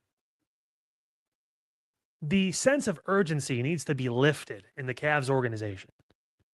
And if LeBron doesn't come here and they have to try and figure this out without that piece and losing some key rotational guys, I don't like that. I don't like that for them. I don't like that for us as Cavs fans because that's not going to be good. At least LeBron gives you hope that, okay, they added something to this. Lost a couple smaller pieces, added a big piece that could be someone that could matter. And the leadership, because this team needs a leader. Oh, my God. Hopefully, if he does come here, he just takes Donovan Mitchell to school or he takes Mobley to school, one of these guys, so they can start being a real leader and holding their teammates accountable. Instead of just, smacking them on the ass after the game, even when they lose by 30 and saying, well, you did your best. Fuck that, dude. What are you doing? I don't know. How do you blow a 20-plus point lead in the fourth quarter with 7 minutes to play? I would have been wringing James Harden's neck if I was his teammate. Either get out of the game or pass the fucking ball. Stop holding on to it. I don't care how many scoring titles you won 10 years ago. Stop. Please. Oof. But LeBron watch continues, and we'll keep you guys up to date about what happens as it all goes down. Yeah, the Proctor thing, Eli, I don't blame you. I mean, it's not that he's a bad player. Again, it's just so early. It's so early. And I got heat for this the other day when I said, hey, if LeBron does come, I wouldn't mind having Bronny on the team just because as the 14th or 15th player, fine, sure. He's good enough to make an NBA roster. Is he good enough to start? No. Is he your sixth man? No. Is he a key rotational piece off the bench? Not quite yet, no. But in a pinch, if I had to play Bronny 5 to 10 minutes in a game, I know I'm going to get good defense. Maybe he'll hit a few shots. Maybe he won't. But all I need him to do is get in there and play some, just be a bulldog for now. I said his ceiling is Drew Holiday, Bronny. That's his ceiling. That's an NBA champion. And that's a starting point guard. He's got a long way to go to get there. And he's had his own health issues and all that stuff that people just forget about randomly. Like this kid, like he died on a court. Like, and he's still playing basketball, which is crazy. Like the fact that he's playing basketball is a miracle in its own right. But I wouldn't mind that as a piece, and he's going to come in cheap. Like that's a piece to fill it out. But you're not getting Bronny without LeBron. And LeBron's the centerpiece. LeBron is the point of this free agency for Cleveland. The big move, the big shakeup is bringing back the one guy that could bring you a championship. And hoping that he accentuates the other pieces around him enough to do it again so we can get at least two in our lifetime. Because the Cavs window is closing. This version of this Cavs team, I think Donovan Mitchell is going to be happy if they don't get LeBron. They go into next season, they win 50 games in a regular season, get a top 4 seed, and then lose in the Eastern Conference semis or the conference finals again badly because of the way the team is put together. You think he's going to be like, you know what I want to do now? I want to sign a 5-year contract extension with Cleveland. No, he's out. And some people may think they want to welcome that, but at the same point, he can be a damn good piece and he can be a damn good Robin. And maybe with the right mentorship, because on every team he's been on, he has had to bend the guy. Now he'd have someone who has been the guy for decades. That could be something that Donovan Mitchell needs to take his game to the next level. It's a no-brainer, Cleveland. Make the move. Do what you have to do. Get it done. Break here on Midnight Run, guys. Thanks so much for tuning in. When we come back, the Browns catching strays. We're not even at training camp yet. Though Doughboy did say we're about 11 days out, so mark calendars. But nevertheless, the second worst roster starters in the league? We'll talk about that next here on Midnight Run. Stay with us. Fanatics isn't just our name, it's who we are. Loyal, passionate fans dedicated to our favorite teams and to the sports we love. That's why we're honored to be able to offer fans the world's largest collection of official sports apparel and sports jerseys from all leagues, teams, and players you love. We feature a wide selection of gear from every league, including the NFL, MLB, NBA, NHL, and NCAA merchandise, which allows us to serve fans of football, baseball, hockey, basketball, lacrosse, soccer, golf, and, well, everything else that gets your heart pumping. Go to fanatics.com by using the QR code on your screen right now to celebrate your teams. That's fanatics.com, a proud sponsor of the Inside Edge Network, Cleveland's digital leader.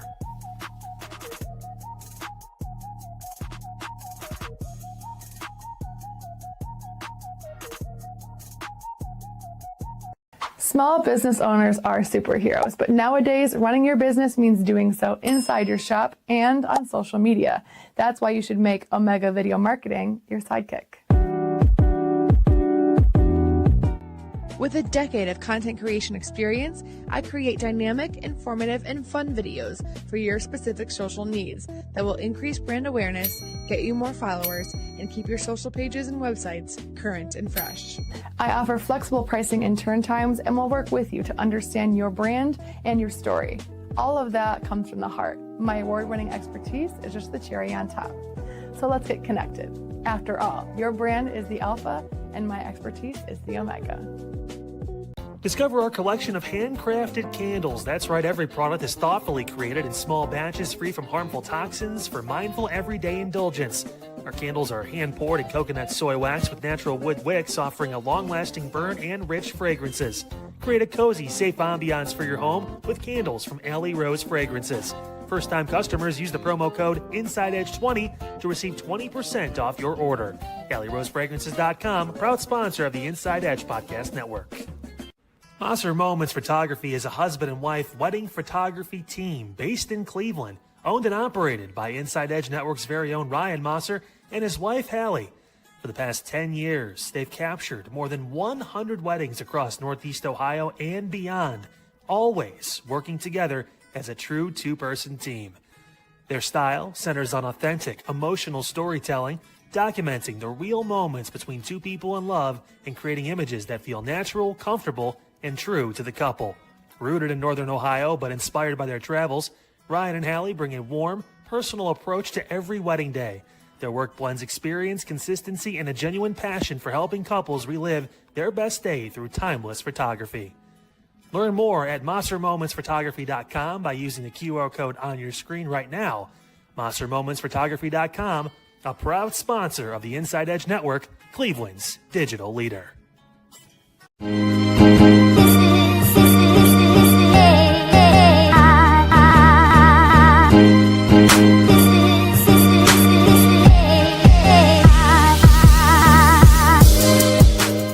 Welcome back to Midnight Run, right here on the Inside Edge Network. Here's your guest host, who is slightly more attractive and significantly taller than Double A, Kyle Cornell.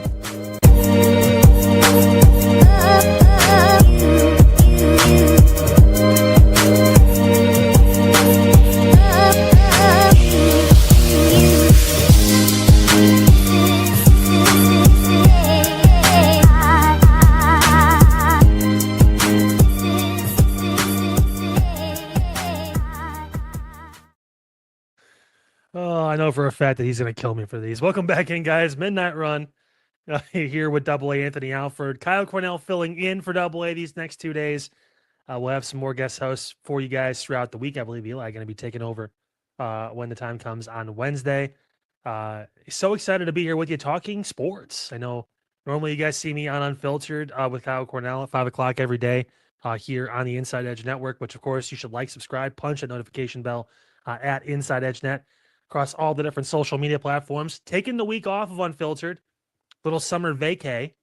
Appreciate that, Mr. Program Director, but still obviously wanting to fill in and make sure we're here to support the team with however we need to do that. Excuse me. But honored to be here. Honored to be part of this program. I'm very happy I'm not doing Wednesday because Midnight Conversations usually gets a little crazy. Yeah, I'm pretty stoked that I don't have to be a part of that. At least not yet. I haven't been asked. So nevertheless, again, hey, at Inside Edge Net, all the socials you see right there, bottom of your screen. Website too, don't forget about that, InsideEdgeNetwork.com. And check us out over on Roku. That's right, we have our own app. Just search Inside Edge Network on the Roku app. Take us wherever you go, night or day or night, afternoon, or at midnight. We're there for you. Okay. Yeah, she did. Yeah, buddy. Don't worry, it gets worse. See, my mistake is with this, like, I take this as a challenge. Like, when it's like, okay, Kyle, we need you for 2 nights. Do you mind? Of course not. I'll be there. No worries. But then I want to make production for the show too. And part of my job is to try to make sure Eli's job is very easy. So I try to, send topics ahead of time, try to, send in videos, whatever it is, production, that kind of stuff. So that way, all he's got to do is plug and play and just sit back, sip on some non-alcoholic beverages and just hang out and hopefully get a little bit of rest in the middle of all this. But you know who's not getting rest right now is the ghost of the Browns' past and apparently its future. Cleveland.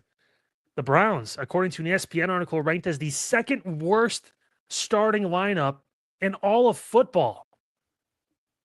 Good grief. There's the 2 winners right there, quarterback, Shador Sanders and Deshaun Watson, battling it out to see who's going to eventually not be on the team after week 8. Just kidding, that's Dylan Gabriel. There's a lot to get into, but what I did in this situation was, okay, I'm going to pull up the roster. And Siri doesn't understand it either. And I was going to pull up the depth chart as it stands now. Again, we haven't even started training camp yet. So we have no idea who is actually going to start for this team. But I wanted to kind of, put a little bit of emphasis on this and see like who's actually going to be playing. And the offense, there's some unproven pieces. I'm not mad at it. The receivers, your starting receivers, Jerry Jeudy and Denzel Boston as the outside receivers, Casey Concepcion as your slot. You could rotate in Isaiah Bond in there as well if you really needed to. Obviously, Harold Fannin at tight end rather. They have Blake Whiteheart as the backup tight end. I think Joe Royer from Cincy probably will end up taking that spot at some point, you would think. Who knows? Obviously, Quinshawn Junkins, Dylan Sampson as your running backs. They got Raheem Sanders behind them, too. He's not a bad piece. If someone gets hurt, he could fill in and actually probably give you a couple yards. The big thing for me was the line, because this is essentially, and I think actually is, an entirely new offensive line for the Browns, at least as it sits today. Left tackle, Spencer Fano. Left guard, Zion Johnson. That was a signee from the Chargers. Elton Jenkins at center. No Parker Brailsford yet, but who knows? That could change. Tevin Jenkins over at right guard. He may have been a carryover. I'm not too sure, but I'm pretty sure he came from Chicago not too long ago. And then Titus Howard at right tackle, the guy we traded for from Houston or signed. I can't remember what happened. And I say we. I'm not a Browns fan, but nevertheless, it's not a bad offense. Obviously, the biggest problem is your quarterback. On this unofficial depth chart, they do have Shedeur Sanders listed as a starting quarterback, with Deshaun Watson being listed as the number 2, Dylan Gabriel as the 3rd, and Taylon Green as the token practice squad quarterback. Defensively, it looks a little bit different. No more Myles Garrett, but instead you get Jared Verse. Quincy Williams goes in at linebacker. I think that's actually a really good piece, if we're being frank about it. And I'm not, I'm Kyle, but I'll still be frank for a minute. Alex Wright, one of the guys expected to step up. Mason Graham, good rookie season, hoping to build off that. Mike Hall's in there, Malik Collins. Carson Schlesinger, the rookie of the year on defense. He's your big piece in there.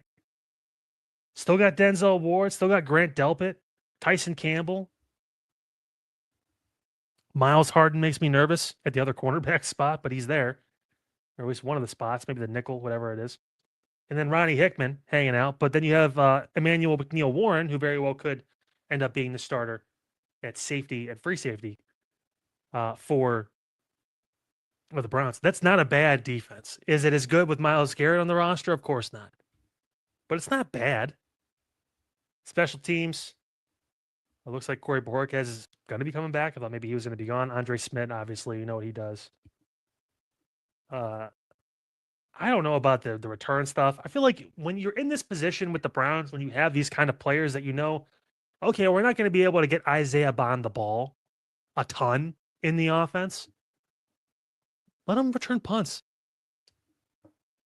Let them return kicks. They got Gage Larvidan and they got Malachi Corley back there still with Bond and Dylan Sampson. I'm moving those two up.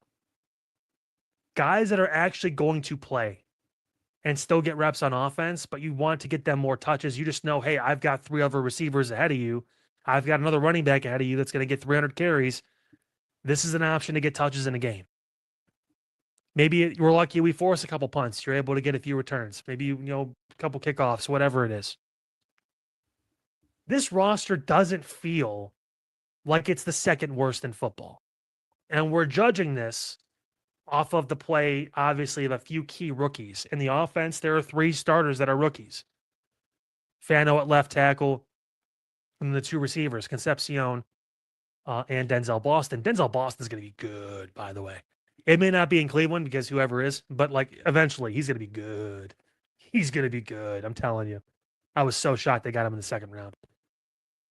Defense, same thing. I mean, you've got some good pieces in there with some veterans sprinkled in with some young guys. I feel like this is a indictment of the quarterback room and not an indictment of the actual team as a whole. Because the team as a whole, on paper, should be able to win you 6, 7, maybe 8 games. It's the quality of the quarterback play that drops you down to 3 to 4 to 5 games or up to 8 to 9 to 10 wins in this situation with a team built like this.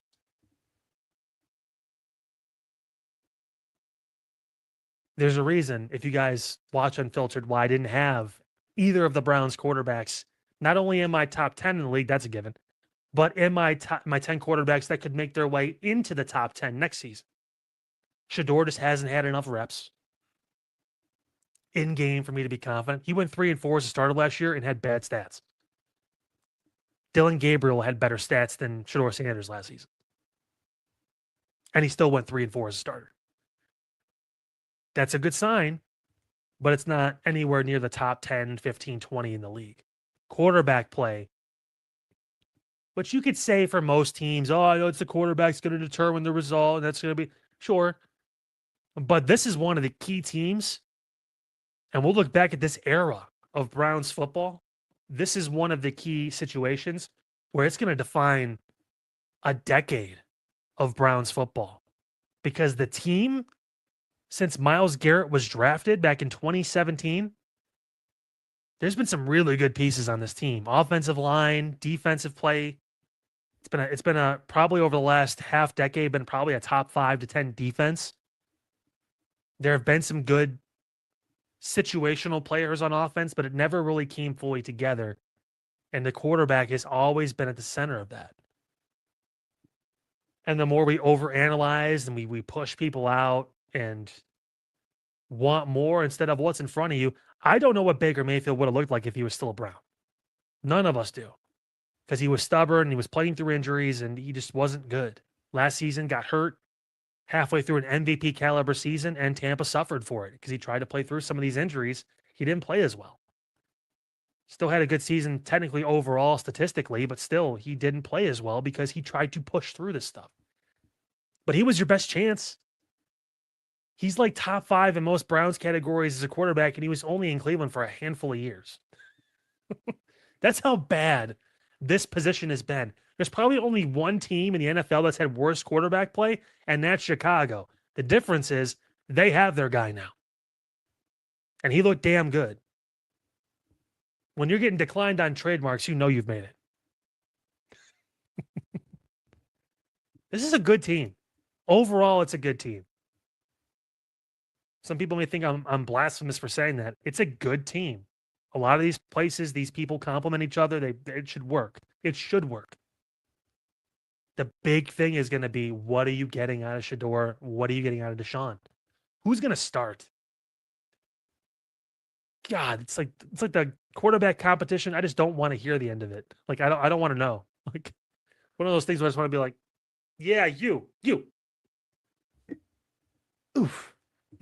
I'm so grateful I'm not a Browns fan. At the same point, I got people going on ESPN and talking about it's going to be a big season for Tyler Shook and the Saints. Sure. Sure. Brandon Whedon 2.0 has got me really excited. God. Just be happy your quarterback isn't ancient. They're both 30 or under. Tyler Shook is 26, turning 27, might as well be turning 39 as a second-year player. Jeez. He just wanted all that college. He wanted all that experience. He better be a fucking doctor. Like, why are you going to college for 7 years, dude? Jeez. We're going to take our last break here on almost on Unfiltered on Midnight Run. See, now I got it in my head. Don't worry. The AI lady will remind me when we come back. But when we do come back, if LeBron doesn't happen for Cleveland, for the Cavs, is there a better option? Possibly. Is it better? Is it worse? I may have to ask Eli about this. Also, we're going to talk about the legacy of a player who also saw his World Cup hopes get dashed today on the pitch here in the Americas. All that coming up here on Midnight Run. Don't touch that dial. Stay with us. Key On Sports is the leader in Ohio high school athletic coverage in written, print, and video streaming. From the latest news and results and written content to the high school football game of the week every Friday, Key On Sports has you covered. The vision of 15-time published author Vince McKee has become the most trusted site in Ohio high school athletic news. From podcasts to player profiles, Key On Sports is your one-stop for all of it. Visit them today at keyonsports.com or on YouTube at Key On Sports. Check out their socials on Twitter and Facebook as well. Clean energy, bold flavors, and no jitters. See why people won't shut up about Dubby. Clean energy, no jitters or crash. Whether you're starting your workday or getting ready to exercise, Dubby Energy helps you lock in and focus. With over 15 flavors to choose from, you can't miss. Order W Energy right now by using the QR code on your screen and use the promo code InsideEdge10 to receive 10% off your order. W Energy, your energy-focused sponsor of the Inside Edge Network, Cleveland's digital leader. Discover our collection of body mists made with clean, minimal ingredients. Handcrafted with natural essential oils and clean ingredients, they offer a natural alternative to synthetic fragrances. Perfect for sensitive skin and those seeking clean, mindful self-care, and the perfect gift for you or your special someone. Courtesy of Alley Rose Fragrances. First-time customers, use that promo code InsideEdge20 to receive 20% off your order. AlleyRoseFragrances.com, a proud sponsor of the Inside Edge Network, Cleveland's digital leader. Whether searching for a baseball autographed by your favorite World Series slugger, a signed football by an iconic Hall of Famer, or the jersey of a world-famous soccer star, you've come to the right place. Here at SportsMemorabilia.com, the web's leading source of authentic sports memorabilia, you'll find more than 500,000 authentic products from nearly every professional sports league, team, and players.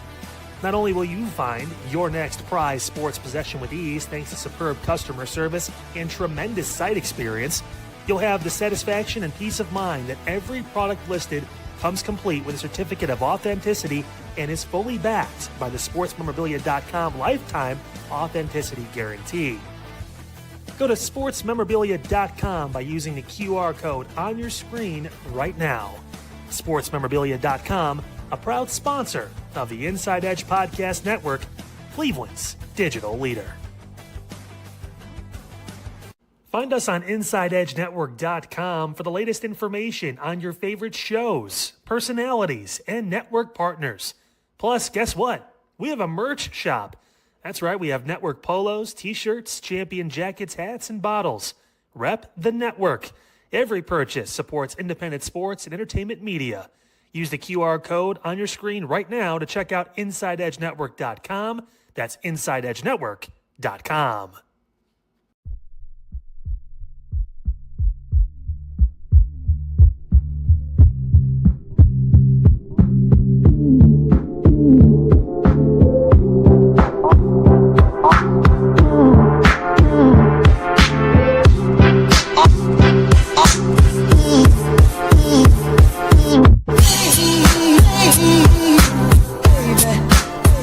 Welcome back to Midnight Run, here on the Inside Edge Network. Here's your guest host, the salt to double A's pepper, Kyle Cornell.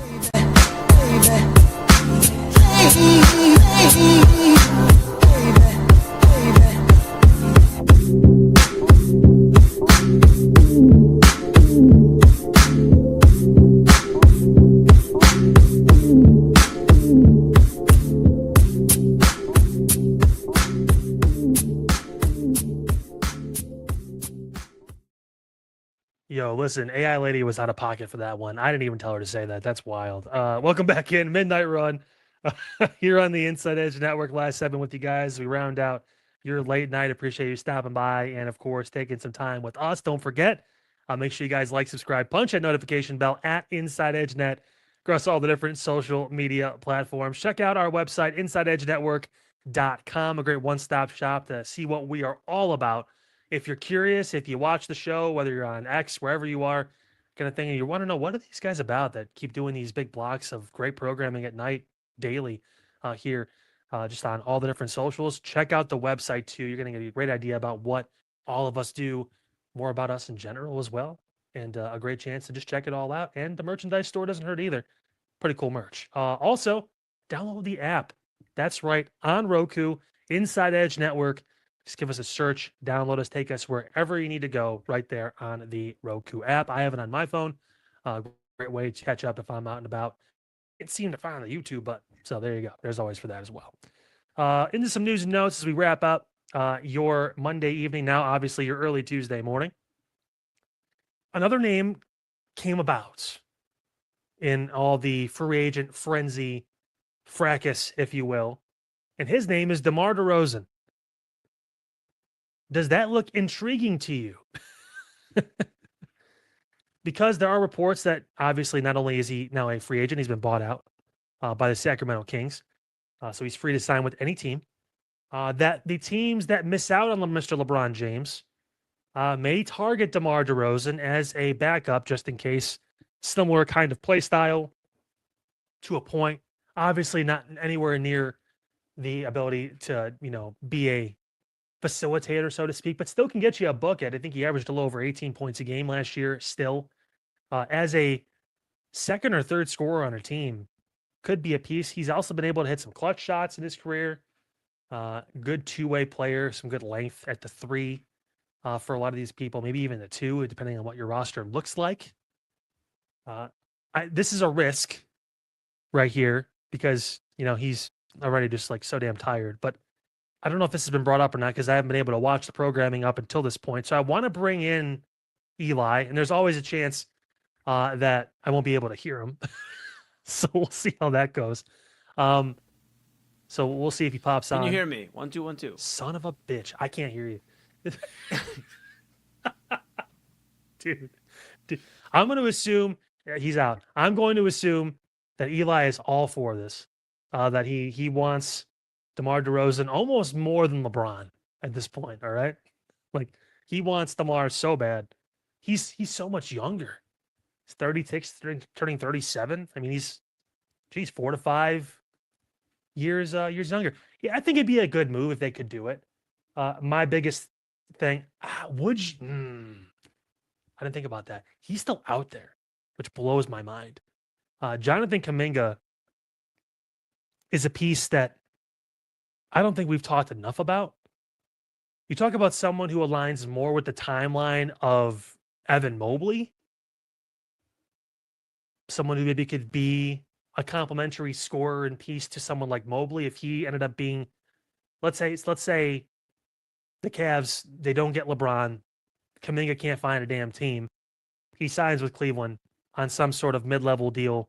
They have to make a trade or something to bring him in. They like the youth. They like bringing him in to be, another kind of, Bungie offensive type guy. I think Kuminga has OG Anunoby traits. Whether he reaches that full potential, who knows? But that team with Evan Mobley and Kuminga moving forward, if Donovan decides next offseason he doesn't want to resign and he leaves, at that point you're probably letting Jared Allen walk. Obviously James Harden's not going to want to be here anymore, and he'll just be too old to even move. The only place he's going to move is he's going to take his walker with tennis balls at the bottom, and he's going to scooch on down to the strip club that's not 25 or older in Cleveland. Or you could go with these two guys, with Kuminga and Mobley, and say, hey, we got two 25-year-olds, 24, 25-year-olds that we think can be a thing. Kuminga can score 20 a game. Evan Mobley could be our rock, our centerpiece. And that's something to build off of. I don't know.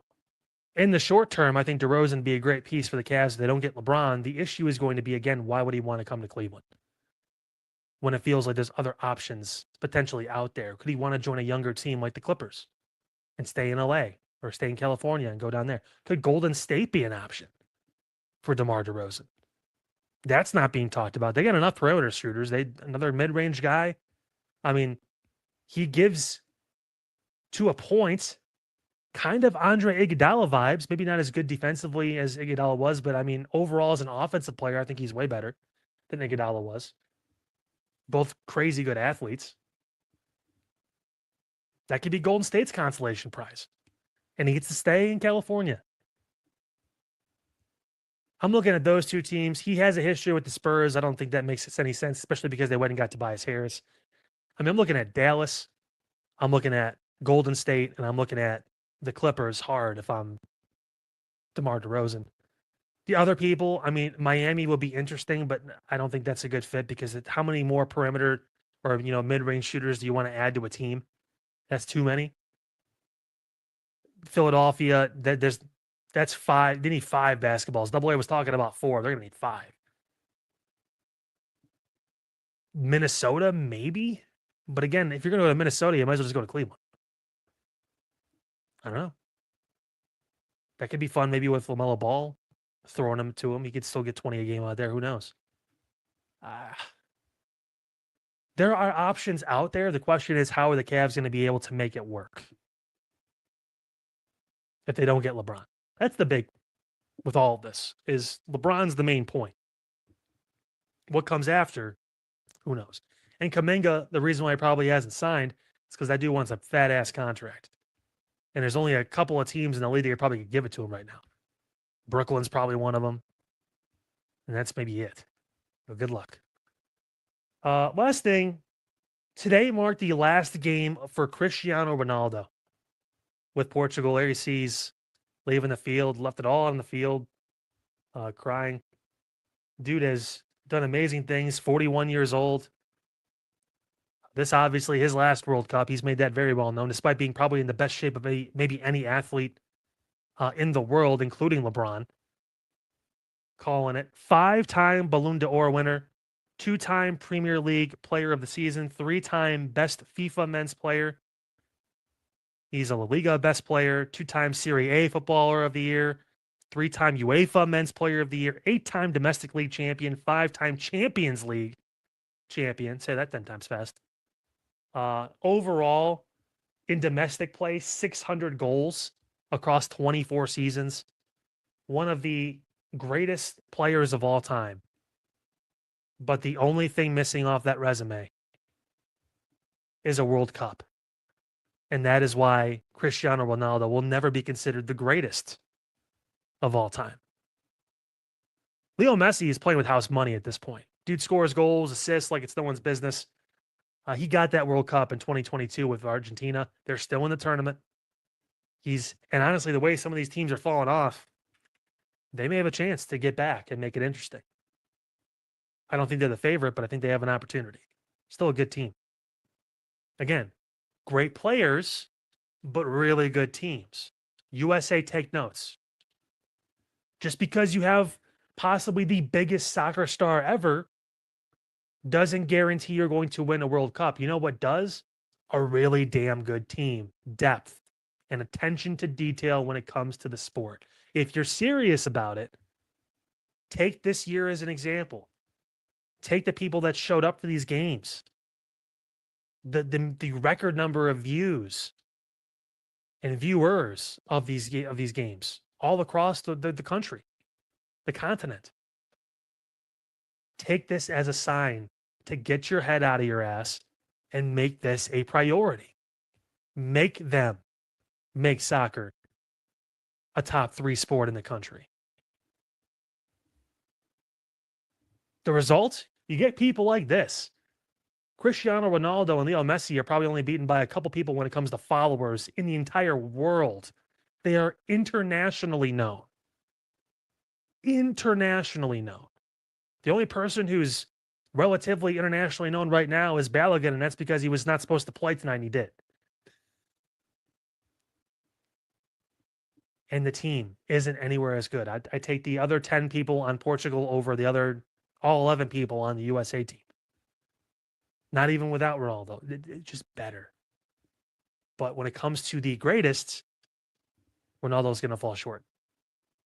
And there's some big Ronaldo fans out there. Sorry, I show speed. He's not the best. Could not do it. Got talent on the team. 2022, a lot of people were saying that was the time. Ended up being Messi's time. This year, he could do it again. Who knows? We do know Ronaldo will not be doing it. We also know that's going to wrap it up for Midnight Run here on the Inside Edge Network. Thank you guys so much for hanging out with me for this hour plus. I appreciate it. Again, don't forget, like, subscribe, punch that notification bell at Inside Edge Net, all the socials. Give us a like, a follow. We'll be back here tomorrow. I will be back. The salt to double ace pepper, that from the AI lady, not me. Again, borderline out of bounds. But we're a little bit unhinged, right? Unhinged Sports Talk. We're into the early morning hours. Nevertheless, have a great rest of your evening. Get some shut-eye, get some rest. We will see you bright-eyed and bushy-tailed tomorrow, 12 o'clock here on the Inside Edge Network. Have a good evening, guys.